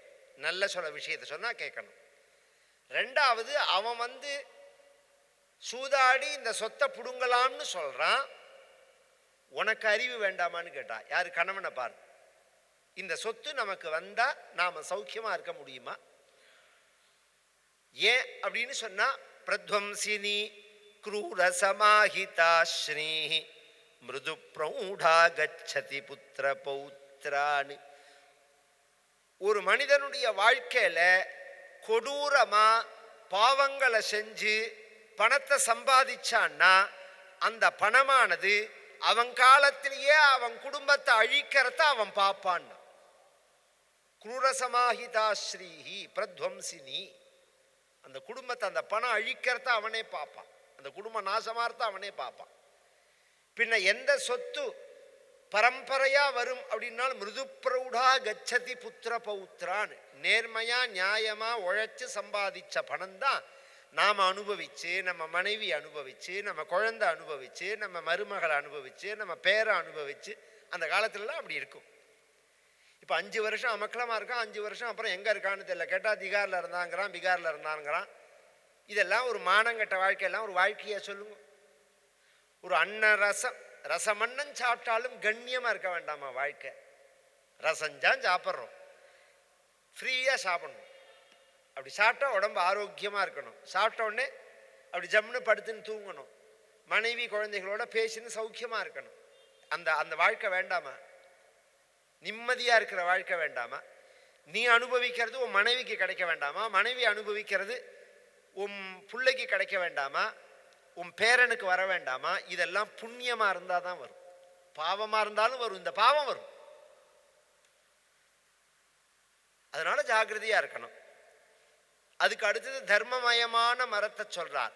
யுதிஷ்டிரோ தர்மமயோ மகாத்ருமஹ ஸ்கந்தோர்ஜுனோ பீமசேனோஸ்ய சாகாஹ மாத்ரி சுதௌ புத்திர புஷ்பஃலே சமிருத்தே மூலம் கிருஷ்ணோ பிரம்மச்ச பிராமணாஸ்ச. யுதிஷ்டிரஹ தர்மபுத்திரங்கிற தர்மமயமான மரம், தர்ம மரம். அது அதர்ம மரம், இது தர்ம மரம். ஸ்கந்தோர்ஜுனா, இந்த மரத்துக்கு எது பட்டைகள், மரத்தோள்கள் அப்படின்னா அர்ஜுனன். பீமசேனோஸ்ய சாகா, இந்த மரத்துக்கு எது கிளைகள் அப்படின்னு சொன்னா பீமசேனன் தான் கிளை. மாத்ரி சுதோ புஷ்பஃலே சமிருத்தே, இந்த மரத்துக்கு எது பூ எது பழம் அப்படின்னா நகுல சகதேவர்கள். இந்த மரத்துக்கு வேர், ரூட். அதர்ம மரத்துக்கு திருதராஷ்டிரன்னு ஒரு வேர் சொன்னேன். இந்த அக்ரிகல்ச்சர்ல பழக்கம் உள்ளவாளுக்கு நான் சொல்றது புரியும். ஆணி வேர்னு சொல்லுவா, அந்த மெயின் வேற ஆணி வேர்னு சொல்லுவா. சில மரத்துக்கு பார்த்தேன்னா ஒரு வேர் தான் இருக்கும், ஆணி வேர். இதே தென்னை மரத்துக்கு பார்த்தேன்னா ஒரு வேர் இல்லை, ஆயிரக்கணக்காக இருக்கும் வேர். சில மரங்கள்லாம், அரச மரம், வேப்ப மரத்துக்கெல்லாம் பார்த்தேன்னா ஆணி வேரே பெருசா இருக்கும். அது மாதிரி இந்த தர்மமயமான மரத்துக்கு 3 வேர் ஆணி வேர். மூலம் கிருஷ்ணோ பிரம்மச்ச பிராமணாஸ்ச. கிருஷ்ண பரமாத்மா ஒரு வேர், வேதாத்தியனம் பண்ணின பிராமணர்கள் ஒரு வேர், வேதம் ஒரு வேர் அப்படின்னு ஒரு அர்த்தம். இந்த பிராமணாஷ்டன்னு சொன்னத்திலேயே வேதம் இன்க்ளூடிங்காக போயிடுது. இவன் பிராமணனுக்கு மரியாதையே வேதத்தினாலே தானே தவிர வெறும் உடம்புனால கிடையாது. அப்போ பிரம்மச்சேன்னு சொல்லுவானேங்கிறதுக்கு அப்பை தீட்சிதர் வியாக்கியானம் பண்ணி கொடுக்குறார். ஈஸ்வரன் சதாசிவன்கிறார். சிவபெருமான் ஒரு வேர், கிருஷ்ண பரமாத்மா ஒரு வேர், வேதம் ஒரு வேரா அமையிறது தர்மத்துக்கு. இந்த மகாபாரதம் பெரிய கதை சார், நீங்களும் சொல்ல போறேன், நானும் கேட்டுக்கிறேன். இருந்தாலும் எனக்கு முழுசா எப்படி கேட்க முடியும்னு தெரியல. இது என்ன சொல்ல வரது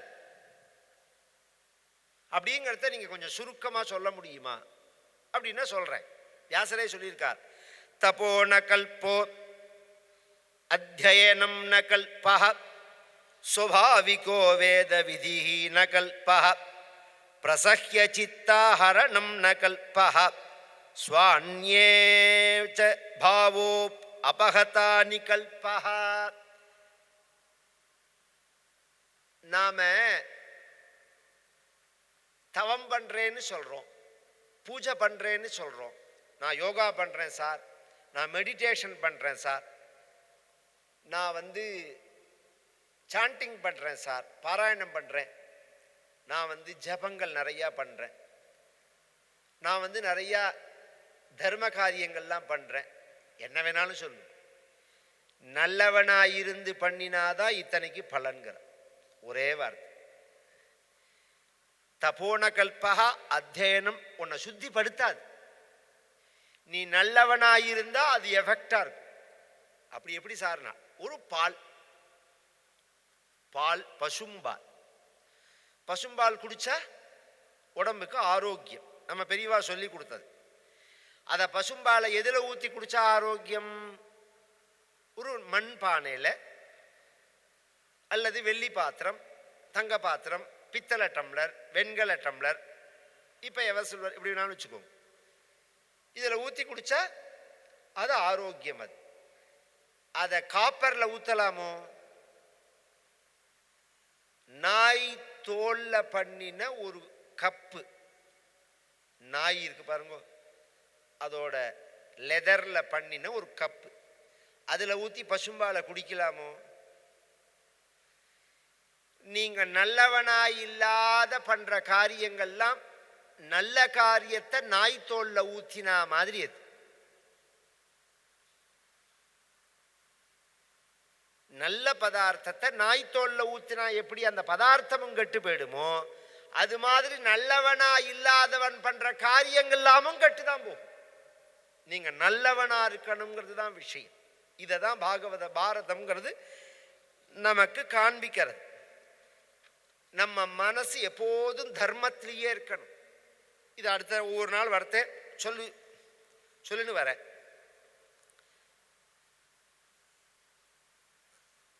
இதை செஞ்சவர் வியாசர், சொன்னவர் வைசம்பாயனர்னு ஒரு மகரிஷி.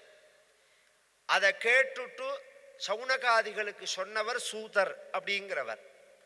இந்த முதல்ல வியாசரோட சரித்திரம் அவதாரம் நாம கேட்டாதான், இந்த பாரதத்துக்கு முதல்ல கேட்க வேண்டியது வியாசாவதாரம். இது பாரதத்திலேயே இருக்கு. அதான் ஒரு ஆச்சரியம். பாரதத்திலேயே இருக்கிற சரித்திரம் அது.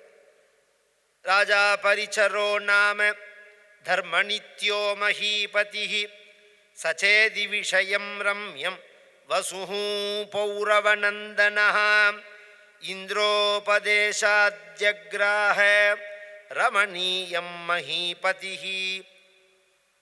இந்த கதை யார்கிட்ட ஆரம்பிக்கிறதுன்னா, உபரிச்சர வசுன்னு ஒரு ராஜா. ரொம்ப கிளைகள் வரும், கேட்டுக்கோங்க, எல்லாத்தையும் ஞாபகம் வச்சுக்க முடியாது. அந்த கண்டென்ட் விஷயம் ஞாபகத்துக்கு வரும். உபரிச்சர வசு அப்படின்னா, உபரின்னா ஆகாசம், சரண்னா போறது. ஆகாசத்தில் போறதா இருந்தால் எதில் போகணும்? நாம மனிதன் எப்படி போக முடியும்? விமானத்தில் தான் போக முடியும். அப்ப விமானத்தை இவன் வச்சிருந்தான்னு இருக்கு. இன்னைக்கு விமானத்தை யார் கண்டுபிடிச்சா? இல்ல, அதுவே ஃப்ராடு. அதுக்கு முன்னாடி ராஜஸ்தான்ல ஒருத்தன் கண்டுபிடிச்சிருக்கா. அதை ஹிஸ்டரியில நாம சொல்லல, சர்ச் பண்ணி பாருங்க. முதல்ல கண்டுபிடிச்சது இந்தியாவில தான். அது இது மாதிரி பல விஷயம் இந்தியாவில தான் முதல்ல கண்டுபிடிச்சது. பின்னாடி அவ இந்த பெங்கால்லையே ரிசர்ச்சில் இந்த தாவரங்களுக்கெல்லாம் இந்த உணர்ச்சிய சக்தி வருங்கிறத அதை கண்டுபிடிச்சதே பெங்காலிக்காரன் தான். அவன் இல்லை, ஆங்கிலக்காரன் கிடையாது. இப்போ உள்ள நான் சொல்கிற வாளுக்கு வெறுமனை படிச்சுட்டு வேலைக்கு போகிற வாளுக்கு தெரியாது. ஒரு ப்ரொஃபஸருக்கு கீழே ரிசர்ச் பண்ணுறா பற்றியில் பிஹெச்டி, அவளுக்கு நான் சொல்கிறது தெரியும். நாம் பண்ணுறதெல்லாம் அவள் பேரில் போட்டுருவாவா. இவனோட உழைப்ப முழுக்க இதை நீ ஓகே சொன்னாதான் உனக்கு நான் பாஸ்ன்னு கொடுப்பேன். இந்த மிரட்டல் வேற, ஆம்பளையாக இருந்தால் பொம்பளையாக இருந்தால் வேற வகையாக மிரட்டல். இந்த இந்த இந்த இந்த இந்த அயோக்கிய பயல்கள்லாம் ப்ரொஃபஸராக வந்தான்னா இந்த நாடு எப்படி உருப்படும்? அதுக்கு கீழே படிக்கிற குழந்தைகள் எப்படி உருப்படும்? வாத்தியாருங்கிறது எவ்வளோ பெரிய ஸ்தானம், குருங்கிறது அதை எவ்வளோ கொச்சப்படுத்த விடமோ அவ்வளோ கொச்சப்படுத்திட்டோம் நாம். குருங்கிற ஸ்தானத்துக்கு தகுதி படிப்பு மட்டும் இல்லை, உயர்ந்த பண்புகள். ஆச்சாரியனார். ஏன்னா ஒரு குழந்தை அப்பா அம்மாவை பார்த்து வளரும் அல்லது ஆச்சாரியனை பார்த்து வளரும். இந்த ரெண்டு பேரும் நல்லவாளா இருந்தாதான் அந்த குழந்தை நல்லவனா அமைவான். இதுல யார்கிட்டயாவது ஒருத்தட்ட மிஸ்டேக் இருந்ததுன்னா அந்த குழந்தை வாழ்க்கை நாசமா போயிடும். அப்ப ஆச்சாரியன் சர்வதா ஒரு கால் பிறப்புல கூட எங்கேயாவது மிஸ்டேக் இருக்கலாம். அப்பா அம்மா சரிவா அமையான்னு சொல்ல முடியாது. நல்ல குருவை கொண்டு சேர்க்கணும் அந்த குழந்தைகள். அதனால தானே ஸ்ரீயப்பதி வைகுண்டவாசி பரமாத்மாவா இருந்தாலும் அவரை கொண்டு போய் சாந்தி பண்ணிட்ட ஏன் சேர்ப்பானே? பகவான் தானே, ஏன் கொண்டு சேர்க்கிறா? பகவான் தானே ராமர், வசிஷ்டரை கொண்டு ஏன் சேர்க்கிறா? பகவான் தானே முருகன், விஸ்வாமித்திரத்தை ஏன் கொண்டு சேர்க்கிறா? விஸ்வாமித்திரர் தான் முருகனோட குரு. வித்தைகள்லாம் சொல்லி கொடுத்ததெல்லாம் விஸ்வாமித்திரர் தான் முருகனுக்கு. ஏன் சேர்க்கிறா? அதுலேருந்தே நாம் தெரிஞ்சுக்க வேண்டாமா குரு உத்தமனா இருக்கணும் அப்படிங்கிறது? இந்த விமானம் அப்படிங்கிறது இந்தியாவில் உள்ள ஒரு பொருள். அது ராமாயணத்தில் இருக்கு, பாரதத்தில் இருக்கு, இதிகாச புராணங்கள்ல இருக்கு.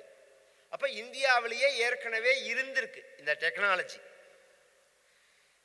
இப்ப சார்ட்டர்ட் ஃபிளைட் மாதிரி அந்த காலத்துல சில பேர் மட்டும்தான் வச்சுட்டு இருப்பாது.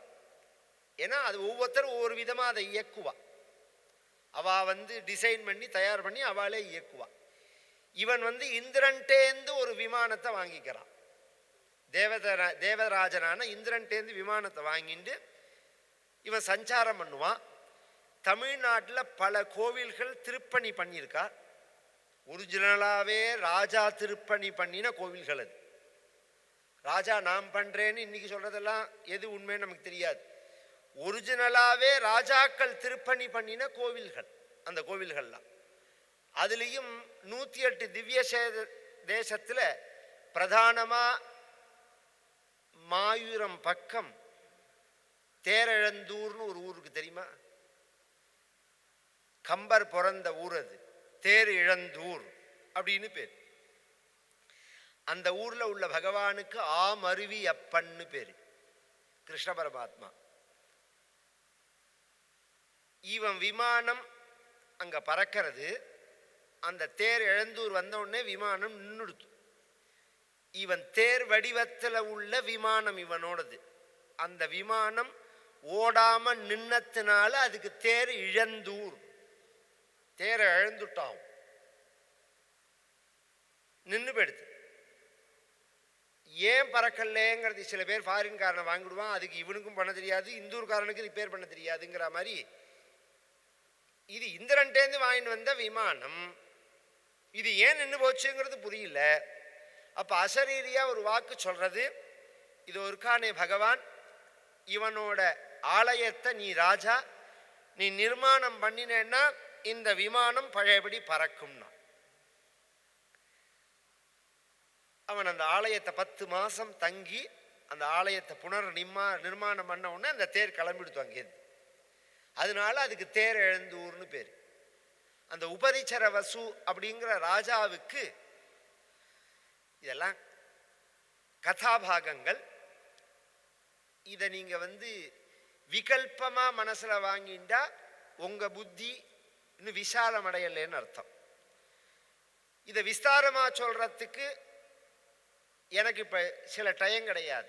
இந்த உபரிச்சர வரிசுங்கிற ராஜா தன்னுடைய குழந்தை பிறக்கிற சக்தியை 2 குருவிகள் பறவைகள் மூலமா தன் மனைவிக்கு கொடுத்து அனுப்புறான். இது சின்ன விஷயம், கண்டெய்ன்ட் மாதிரி.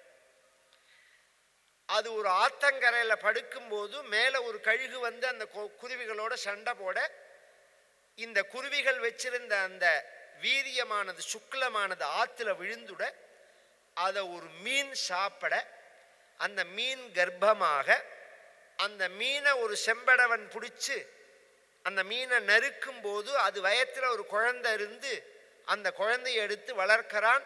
அந்த குழந்தைக்கு மத்ஸ்யகந்தின்னு பேர், சத்தியவதின்னு பேர் அவளுக்கு ஒரிஜினல் பெயர். அவள் உடம்புலேருந்து மீனோட குழந்தையோன மீனோட ஸ்மெல் வரும். அதனால அவளுக்கு மத்ஸ்யகந்தின்னு பேர். இது அடிப்படை. அதை வளர்க்கிறவர் யாருன்னா ஒரு மீனவர். மீனவர்களுக்கு 3 தொழில் அந்த காலத்தில். மீனவர்களில் 3 பிரிவு உண்டு. ஒன்று வேட்டையாடுற வேடுவர்களும் மீனவர்கள் தான், மீன் பிடிக்கிறவர்களும் மீனவர்கள் தான், ஆற்றுல பரிசல்னு ஓட்டுவார்கள் அந்த காலத்தில். ஒரு கரையிலேருந்து இன்னொரு கரைக்கு போகணும்னா இப்போ மாதிரி பிரிட்ஜெல்லாம் அந்த காலத்துல எல்லாம் போடுறது கிடையாது. பரிசல்காரர் இருப்பா, ஏறி உட்காந்தா பணம் கொடுத்தா அக்கறையில் கொண்டு கொடுப்பா. நானே போயிருக்கேன் நிறைய. கேரளாவில் இல்லாமல் இப்போ உண்டு. சில கிராமங்களுக்கெல்லாம் நீங்கள் போட்டில் தான் போயாகணும். நம்ம ஊரில் எப்படி வச்சிருப்போம், கேரளாவில் நகராத ஜலம், நம்ம ஊரில் பிரவாகமாக இருக்கும். அதனால் நம்ம ஊரில் படகே ரவுண்டாக இருக்கும். கவனிச்செல்லாம் பார்த்தா தெரியும். அந்த பரிசல் இருக்கே, போட்டு இருக்காது. இது ஆற்றுல ஜலம் சுற்றினா அது சுற்றும், மாட்டிக்காது, கவிழாது. அது அந்த அந்த எவ்வளோ பெரிய அறிவாளிகள்ங்கிறதுக்கு சொல்ல வரேன். ஏன்னா போட்டு மாதிரி வச்சா கவிழ்ந்து போயிடும், ஆற்றுல சுழல் இருக்கும். அதுக்காக பரிசல் மாதிரி வச்சிருப்பா. இதை தாண்டி கொண்டு போய் அடுத்த பக்கத்தில் விடுவா. ஒரு சமயம் பராசரர் பகவான், பகவானுடைய புள்ள பிரம்மா, பிரம்மாவனுடைய புள்ள நாராயணம், பத்மபுவம், வசிஷ்டம். வசிஷ்டர் பிரம்மாவோட புள்ள. அந்த வசிஷ்டருக்கு புள்ள சக்தின்னு பேரு. வசிஷ்ட சக்திஞ்ச தத்புத்திரம். அந்த சக்திக்கு ஒரு புத்திரன், அவருக்கு பராசரர்னு பேரு. நாராயணம், பத்மபுவம், வசிஷ்டம், சக்திஷ்ட தத்புத்திர பராசரஞ்ச வியாசஞ்ச. அந்த பராசரர் பரியந்தம் குரு பரம்பரை. இன்னைக்கெல்லாம் நம்ம ஆராதனைன்னு பண்றா பத்தேலாம் மடத்துல எல்லாம் சாஸ்திரத்தோட சேர்த்து சொல்லிட்டு போறேன் நான். நம்ம ஆச்சாரியர்களுக்கெல்லாம் ஆராதனை பண்றவெல்லாம் பரமகுரு, பராத்பர குரு, பரமேஷ்டி குரு அப்படின்னு வைப்பா. 4 பேரை வச்சு பண்ணலாம், 8 பேரை வச்சு பண்ணலாம், 16 பேரை வச்சு பண்ணலாம், 32 பேரை வச்சு பண்ணலாம் ஆராதனை. பரமாச்சாரியால் புது பெரிவாளுக்கு ஆராதனை எல்லாம் 32 பேரை வச்சு தான் பண்ணுவா. அதுல ஒரு சைடு பார்த்தேன்னா இப்ப நான் சொல்ற நாராயணம், பத்மபுவம், வசிஷ்டம்னு குரு பரம்பரையா வரும். இன்னொரு சைடு பார்த்தேன்னா கேசவா, மாதவா, நாராயணா, கோவிந்தா, விஷ்ணு, மதுசூதனான்னு 16 நாமாக்களை சொல்லி ஆவாகனம் பண்ணுவா. அந்த குரு பரம்பரையில வந்த பராசரர், பராசரர் மகாத்மா. அது அந்த சரித்திரங்கள்லாம் பின்னாடி மகாபாரதத்திலேயே வருது. சுருக்கமா சொல்லிட்டு போறேன். வசிஷ்டருக்கு சக்தி புத்திரனா இருக்கும்போது தான் வசிஷ்டருக்கு விஸ்வாமித்திரருக்கு சண்டை வருது. அதனால சக்தியானவர் கொல்லப்படுறார். சக்தி கொல்லும் போது, கொல்லப்பட்ட உடனே வசிஷ்டர் தன் புத்திரன் பேட்டான்ங்கிற சோகத்தில் அவரும் உயிரை விடலாம்ங்கிற சமயத்தில் தான் பகவான் அசரீரியா அந்த அந்த சக்தியோட பத்னி சொல்றா, மாமா அவரோட கர்ப்பம் என் வயத்தில் இருக்குன்னா. யார்கிட்ட? மாமனார்கிட்ட. உயிரை விடலாம்னு போன மாமனார்கிட்ட. இந்த வம்சம் அழிஞ்சு போகல, இருக்குன்னு உடனே புள்ளையிட்டையே அவ்வளோ பிரியமா இருப்போம் நாம. புள்ளைய காட்டிலும் பேரம்பேத்திகள்கிட்ட உயிரா இருப்போம். பேரம்பேத்திகள் இருந்து புள்ள இல்லாம போயிட்டான்னு வச்சுக்கோய, நான் சொல்ற வாழ்க்கை தான் அது தெரியும். அப்படியே உயிரா போயிடும் பேரம்பேத்திகள் மேல. அவளை விட்டு அண்ணண்டியே போக மாட்டான். எப்படியாவது எத்தனையோ பேருக்கிட்ட பேசுவாளே, மகன் பேட்டா, மகள் பேட்டா, மருமகள் பேட்டா. நான் அந்த பேரம்பேத்திகளுக்காக நாங்கள் வாழறோம் மாமாம்பா. இன்னைக்கு வாழறோம், அவளை வளர்த்து நாங்கள் ஆளாக்கணும். மாட்டு பொண்ணு பேட்டா பையன் 100 கல்யாணம் பண்ணிட்டுருவான். அவனை பொறுத்த பிறந்தம் அது பெரிய விஷயம் கிடையாது. ஆனால் தாத்தா பாட்டிக்கு அது பெரிய விஷயம். ஏற்கனவே ஒரு குழந்தை பிறந்திருந்ததுன்னா அந்த குழந்தைக்கு இவா தான் ரெஸ்பான்சிபிலிட்டி எடுத்துப்பா ஜாஸ்தி. கவனிச்செல்லாம் தெரியும். இதெல்லாம் ஒரு சம்பிரதாயம் இது. அதனால இவர் பொறுப்பு எடுத்துட்டு அந்த சக்தியை எப்படி தயார் பண்ணணும்னாரோ நினைச்சாரோ அது மாதிரி 100 மடங்கு ஞானியா தயார் பண்ணார் பராசரர். பராசரர் அப்பேற்பட்ட மகாத்மா, விஷ்ணு புராணங்கள்லாம் எழுதினவர். அவர் ஒரு நாளைக்கு யமுனக்கரைக்கு வரா. கதையை கவனிச்சு கேட்கணும். கதாபாகமா கேட்டா இது புரியாது. ஒரு 5 மணி இருக்கும் சாயங்காலம். யமுனையை தாண்டி அண்ணண்ட போகணும். அதுக்கு போட்டு ஓட்டுறதுக்கு, பரிசல் ஓட்டுறதுக்கு இந்த சத்தியவதி நிற்கிறா. அவளுக்கு அப்ப 16 வயசு. பராசரர் என்ன அந்த கரையில் விடுறையா குழந்தை அப்படின்னு. இவர் வந்து ஒரு ரிஷி, அவ சின்ன பெண். அவ கேட்ட உடனே சரின்னா இந்த படகு போயிட்டே இருக்கு. போயிட்டே இருக்கிறதே அந்த சந்தியாகால சூரியன், அந்த தென்றல் காத்து, தெளிவான ஆகாசம். இப்படி ஒரு தடவை ஆகாசத்தை நிமிர்ந்து நட்சத்திர கணக்கெல்லாம் பார்க்கிறார். பார்த்துட்டு இவர் மனசுல ஒரு ஸ்புரணம் வருது. இந்த பெண்ணுக்கு ஒரு குழந்தை பிறந்தா நன்னா இருக்கும் அப்படின்னு நினைக்கிறார். இவருக்கு காமம் இல்லை. கவனிச்சு கேட்கணும். காமம் யாருக்கு தெரியுமோ இருக்கும்? ஏற்கனவே யார் எதை அனுபவிச்சிருக்காளோ அந்த வாசனை உள்ளவன் தான் வெளிப்படுத்துறதுக்கு தான் காமம்னு பேர். இப்போ உதாரணம் திருநெல்வேலி போகிறதே நாம் அல்வா வாங்கி சாப்பிட்ருக்கோம் 5 வருஷம் முன்னாடி. அப்படின்னா இப்போ திருநெல்வேலி அல்வா எப்படி இருக்கும் தெரியுமா? அப்படியே தலைன்னு இந்த இலையில போட்டு கொடுப்பா அப்படின்னு சொன்னோடனே நாக்கில் எச்ச ஊறும். அதை நான் கண்ணில் காமிச்சேன்னா எச்ச ஊறும். இது ஏன் உங்களுக்கு அந்த உணர்ச்சி வருதுன்னா, அந்த அல்வாவை சாப்பிட்ட அந்த அனுபவம் இருக்கிறதுனால. இதை ஒரு பேப்பரில் வச்சு இது எப்படி தெரியுமா இருக்கும் சாப்பிட்டா அப்படின்னு சொன்னேன்னா உங்கள் வாயில் எச்ச வருமா? ஏன்னா இதை சாப்பிட்டதே கிடையாது. அப்போ எதை நாம் அனுபவிச்சிருக்கோமோ அதுதான் வாசனையாக இருக்கும். கவனிச்சு கேளுங்க. காமமும் அதனால தான். காமம் ஜென்மாந்தரங்களில் நாம் அனுபவிச்சதுனால நமக்கு வாசனையாக வராது. அவதார புருஷர்களுக்கு ஜென்மாந்தரம் கிடையாது. அப்போ காமம்ங்கிறது கிடையாது அவளுக்கு. அதையும் தாண்டி வந்ததுன்னா வேற காரணம் இருக்கும். அது கைலாசத்தில் உள்ள பகவானுடைய பிரதிபிம்பமான சுந்தரருக்கு நந்தவனத்துக்கு போன உடனே பூபெரிக்க வந்த 2 பெண்ணை பார்த்து இவர் ஆசைப்பட்டார்னு பெரிய புராணம் சொல்றது. கமலினி அணிந்திதேன்னு பேர் அந்த பொண்களுக்கு. பார்வதியோட தோழிகள். பூபெரிக்க வந்தவாளை பார்த்து இவர் அப்படியே ஸ்டன் ஆகி நிற்கிறார். அப்புறம் அவரே நினைக்கிறார், எனக்கு என்னதுக்கு இந்த எண்ணம்? இது கைலாசமாச்சேது, காம தகனம் பண்ணின இடமாச்சேது, இந்த காமத்துக்கு எப்படி இடம் வரும் அப்படின்னு நினைக்கிறார். உள்ள போன உடனே பரமேஸ்வரன், இவர் பேசல, பரமேஸ்வரன் கேட்கிறான், சுந்தரா கைலாசத்துல இது நந்தவனத்துல என்ன நடந்ததுன்னா. சுந்தரா நந்தவனத்துல என்ன நடந்தது? வாயானை மனத்தானை மனத்தினுள் கருத்தானை கருத்தறிந்து முடிப்பான் தன்னை அப்படிங்கிறார் அப்பர் சுவாமிகள். எல்லாமாவும் அவன் தான் இருக்கான். வாக்கா இருக்கான், வாக்குல வர சொல்லா இருக்கான், சொல்லு உண்டாகக்கூடிய ஹிருதயமா இருக்கான், ஹிருதயத்துக்கு மூளையான புத்தியா இருக்கான், அந்த சொல்லுக்குள்ளான பலனும் அவனா இருக்கான், அந்த பலனை முடிச்சு வைக்கிறவனும் அவன் தான் இருக்கான், அந்த பலனை அனுபவிக்கிறவனாவும் அவன் தான் இருக்கான். இதுல என்ன வித்தியாசம் இருக்கு? எல்லாம் அவன் தான். நீங்க தான் சொல்லணும்னு உடனே நீ கீழே போய் போற, நான் ஒரு காரியம் வச்சிருக்கேன்னு பகவான் சொன்னார்னு மேல சரித்திரம் வரும். மகான்கள் விஷயத்துல கொஞ்சம் வித்தியாசமானது. நமக்கும் மகான்களுக்கும் வரக்கூடிய உணர்ச்சிகள் ஒன்று இல்லை. அதுக்காக சொல்ல வரேன். இவர் திருப்பி கண்ணை மூடின்னு தியானத்துக்கு போறார். ஏன் இந்த எண்ணம் வந்தது? இந்த குழந்தைக்கு, இந்த பெண்ணுக்கு குழந்தை பிறந்தா நன்னா இருக்குங்கிற எண்ணம் ஏன் வந்தது?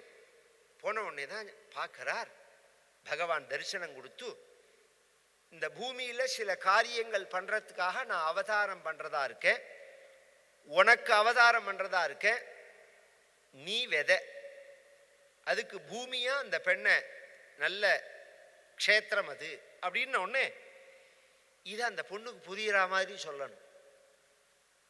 உடனே ஒரு மணல் திட்டு மாதிரி வந்தது. அந்த இடத்துல ஒரு நிமிஷம் நிறுத்துன்னா, துவீபம்னு பேர் அந்த இடத்துக்கு. இந்த ஒரு ஜலத்துக்கு 4 பக்கத்துக்கு ஜலம் இருந்து நடுப்புல சின்ன மணல் திட்டுன்னு நாம சொல்லுவோம் நதியிலெல்லாம், அதுக்கு துவீபம்னு பேர் சமஸ்கிருதத்தில். அந்த பொண்ணை கூப்பிட்டு சொல்றார், அம்மா இது மாதிரி இந்த சூழ்நிலை, இப்போ உனக்கு ஒரு குழந்தை பிறந்தா மகாஞானியா அவன் இருப்பன். அந்த குழந்தை நீ நினைக்கிற மாதிரி சரீர சம்பந்தத்தினால பிறக்காது.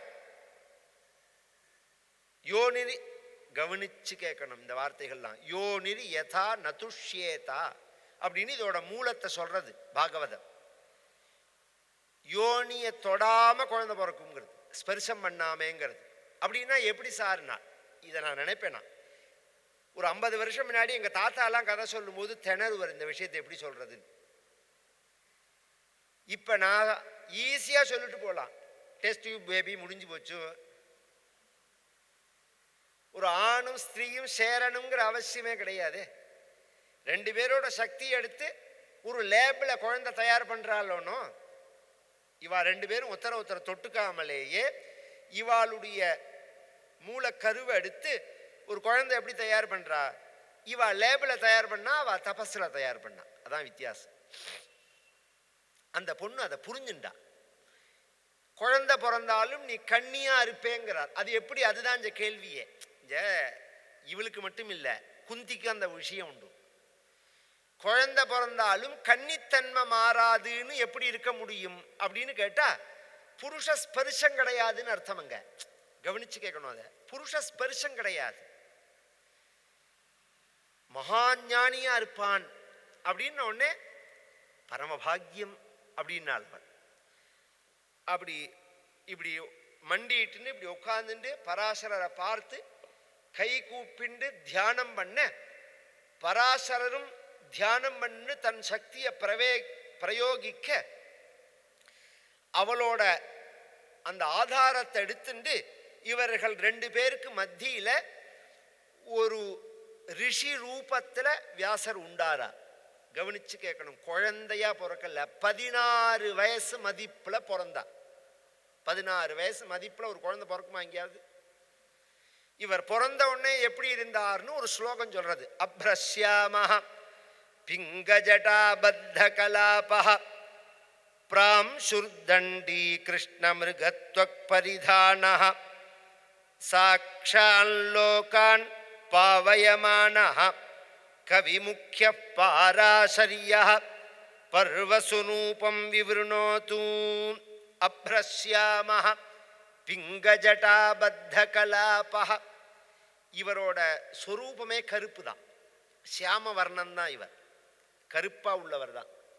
அதனால கிருஷ்ணான்னு இவருக்கும் பெயர். 3-4 பேருக்கு கிருஷ்ணான்னு பேர். இந்த பாரதத்தில் கிருஷ்ணருக்கு மட்டும் கிருஷ்ணன்னா கருப்பன்னு அர்த்தம், ஒரே கணக்கு தான். கிருஷ்ணன் உடனே பகவான்லாம் நினச்சிக்க வேண்டாம். கிருஷ்ணன்னா கருப்பன் அப்படின்னு தமிழில் சொன்னால் என்ன அர்த்தமோ அந்த அர்த்தம் தான். கிருஷ்ணன்னாலும் கிருஷ்ணனை குறிக்கும். அர்ஜுனனுக்கு கிருஷ்ணன்னு பேர், திரௌபதிக்கு கிருஷ்ணன்னு பேர், கிருஷ்ணான்னு பேர் அவளுக்கு ஸ்திரீ ரூபமா. யமுனைக்கும் கிருஷ்ணான்னு பேர். வியாசருக்கும் பெயர் கிருஷ்ணத்வைபாயனர்னு பெயர். பிங்கஜடா பத்த கலாபா. தலை முழுக்க செம்பு கலர்ல பளபளக்கிறது. அதில் அவளுடைய சக்தி அது. வெள்ளையா இருந்தது, கருப்பா இருந்தா தான் தலைமுடி அழகுன்னு எங்கேயாவது இருக்கா என்ன? இப்ப அப்படி இல்லையே. கருப்பா இருக்கிறதையே என்னென்னவோ மாத்திக்கிறாளேவா. இப்ப கருப்பு மட்டும் அழகு இல்லைங்கிறது தீர்மானம் ஆறுதோணும். அவளுடைய சரீரத்தை பொறுத்த விஷயம். செஞ்சடாதரன்னு சொல்லுவா பரமேஸ்வரனை பத்தி சொல்லும்போது. பகவான் சிவபெருமானுடைய தலையும் செஞ்சடாதரனா தான் இருப்பான், தாமிர கலர்ல தான் இருக்கும். பிங்கஜடா பத்த கலாபா. இவருக்கு பூனல் போட்ட ரீதியிலேயே இவர் பிறக்கிறதுனால இவர் கையில பலாச தண்டம் வச்சுன்னு இருக்கார். ஒரு தண்டம் வச்சுக்கணும். கிருஷ்ணமிருக தொக்பரிதானஹா. மேல மான் தோலை போட்டு இருக்கார். சாக்ஷான் லோகான் பாவயமானஹா. இந்த உலகத்தையே பவித்திரமா பண்ண வந்தவர் கவிமுக்கியா. உலகத்தில் உள்ள கவிதை எழுதுறவருக்கெல்லாம் சக்கரவர்த்தி இவர், ராஜா இவர். இவருக்கும் வால்மீகிக்கும் சமானமா ஒரு கவிஞர் கிடையாது. யார நீங்க சொன்னாலும் அவா இவாளை கண்டு பயப்படுவா. கவியரசு கம்பன், கவி பேரரசு கம்ப சக்கரவர்த்தின்னு சொல்றோமோன்னு நாம. அவர் வால்மீகியை பத்தி எப்படி சொல்றாருன்னு சொல்றேன்.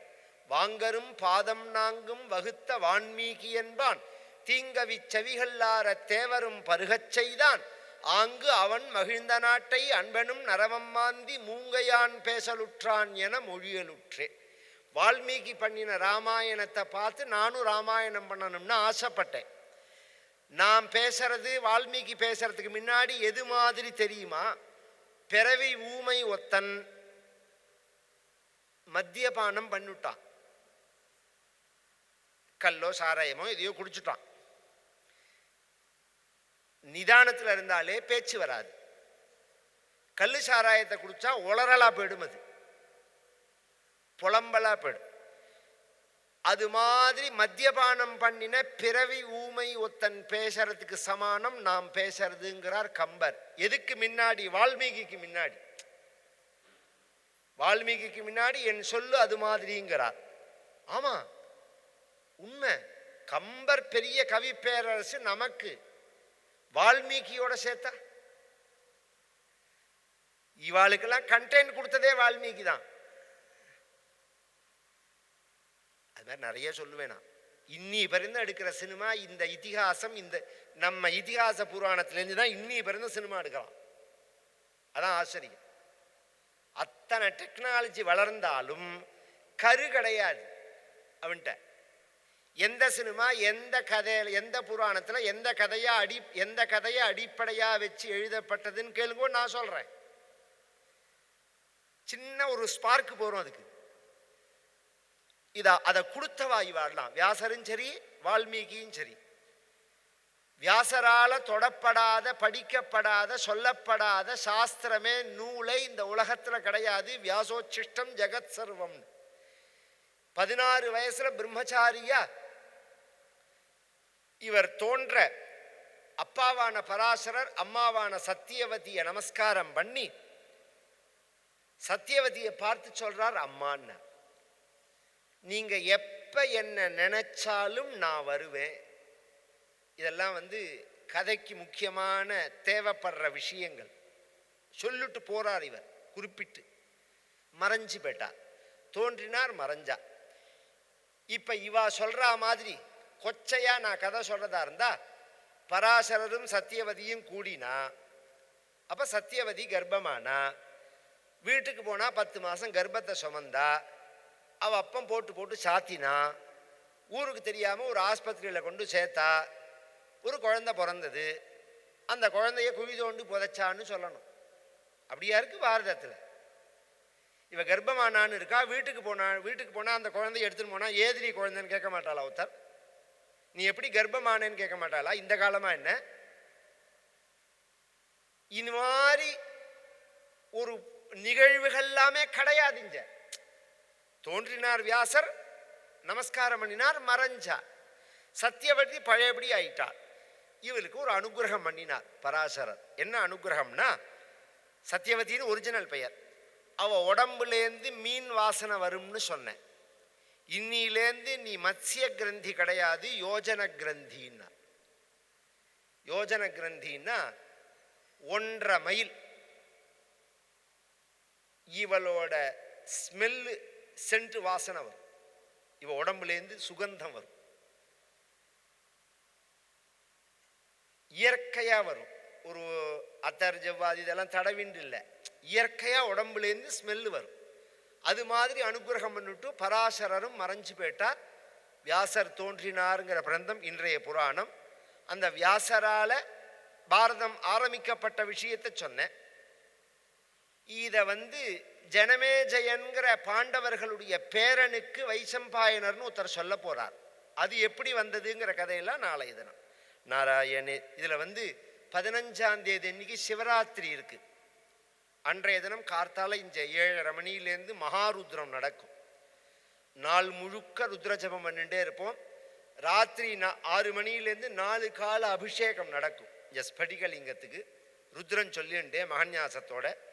மறுநாளைக்கு கார்த்தால ருத்ரஹோமம் வசோத்தாரா ஹோமத்தோட அந்த சிவராத்திரி அபிஷேகத்தோட முடியும். அதுக்குள்ள பத்திரிகைகள்லாம் அந்த டேபிளில் இருக்கு. அந்த விவரங்களை தெரிஞ்சுக்கிறவா அந்த பத்திரிகை எடுத்துக்கோங்க. தேவையா உள்ளவா பத்திரிகை எடுத்துக்கோங்க. சும்மா மடித்து பார்த்துட்டு கீழே போடுற மாதிரி உள்ள பத்திரிகை இல்லை. அது முக்கியமாக உள்ளவா அந்த விஷயத்தை தெரிஞ்சுக்கணுங்கிறவா புஸ்தகத்தை. அதை பத்திரிகை எடுத்துனதுனால பணம் கொடுக்கணும்னு அர்த்தம் இல்லை. அந்த பத்திரிகையை படிக்கணும். ஒரு பத்திரிகை என்ன படிக்கிறதுக்கு தானே சொல்லுங்க. அவ்வளோ விஷயம், சாஸ்திரத்தில் உள்ள விஷயங்கள் எழுதப்பட்ட பத்திரிகை. நாராயணேத்யாதி ஜபத்பிருச்சை பக்தை சதா பூர்ண மகாலயாய ஸ்வதீர்த்த கங்கோபமவாரி மக்ன நிவர்த்திதா சேஷருஜே நமஸ்தே. நாராயண நாராயண நாராயண நாராயண நாராயண நாராயண நாராயண நாராயண நாராயண நாராயண நாராயண நாராயண நாராயண. கோபிகா ஜீவனஸ்மரணம். ஆஞ்சநேயமூர்த்திக்கு ஜெய்.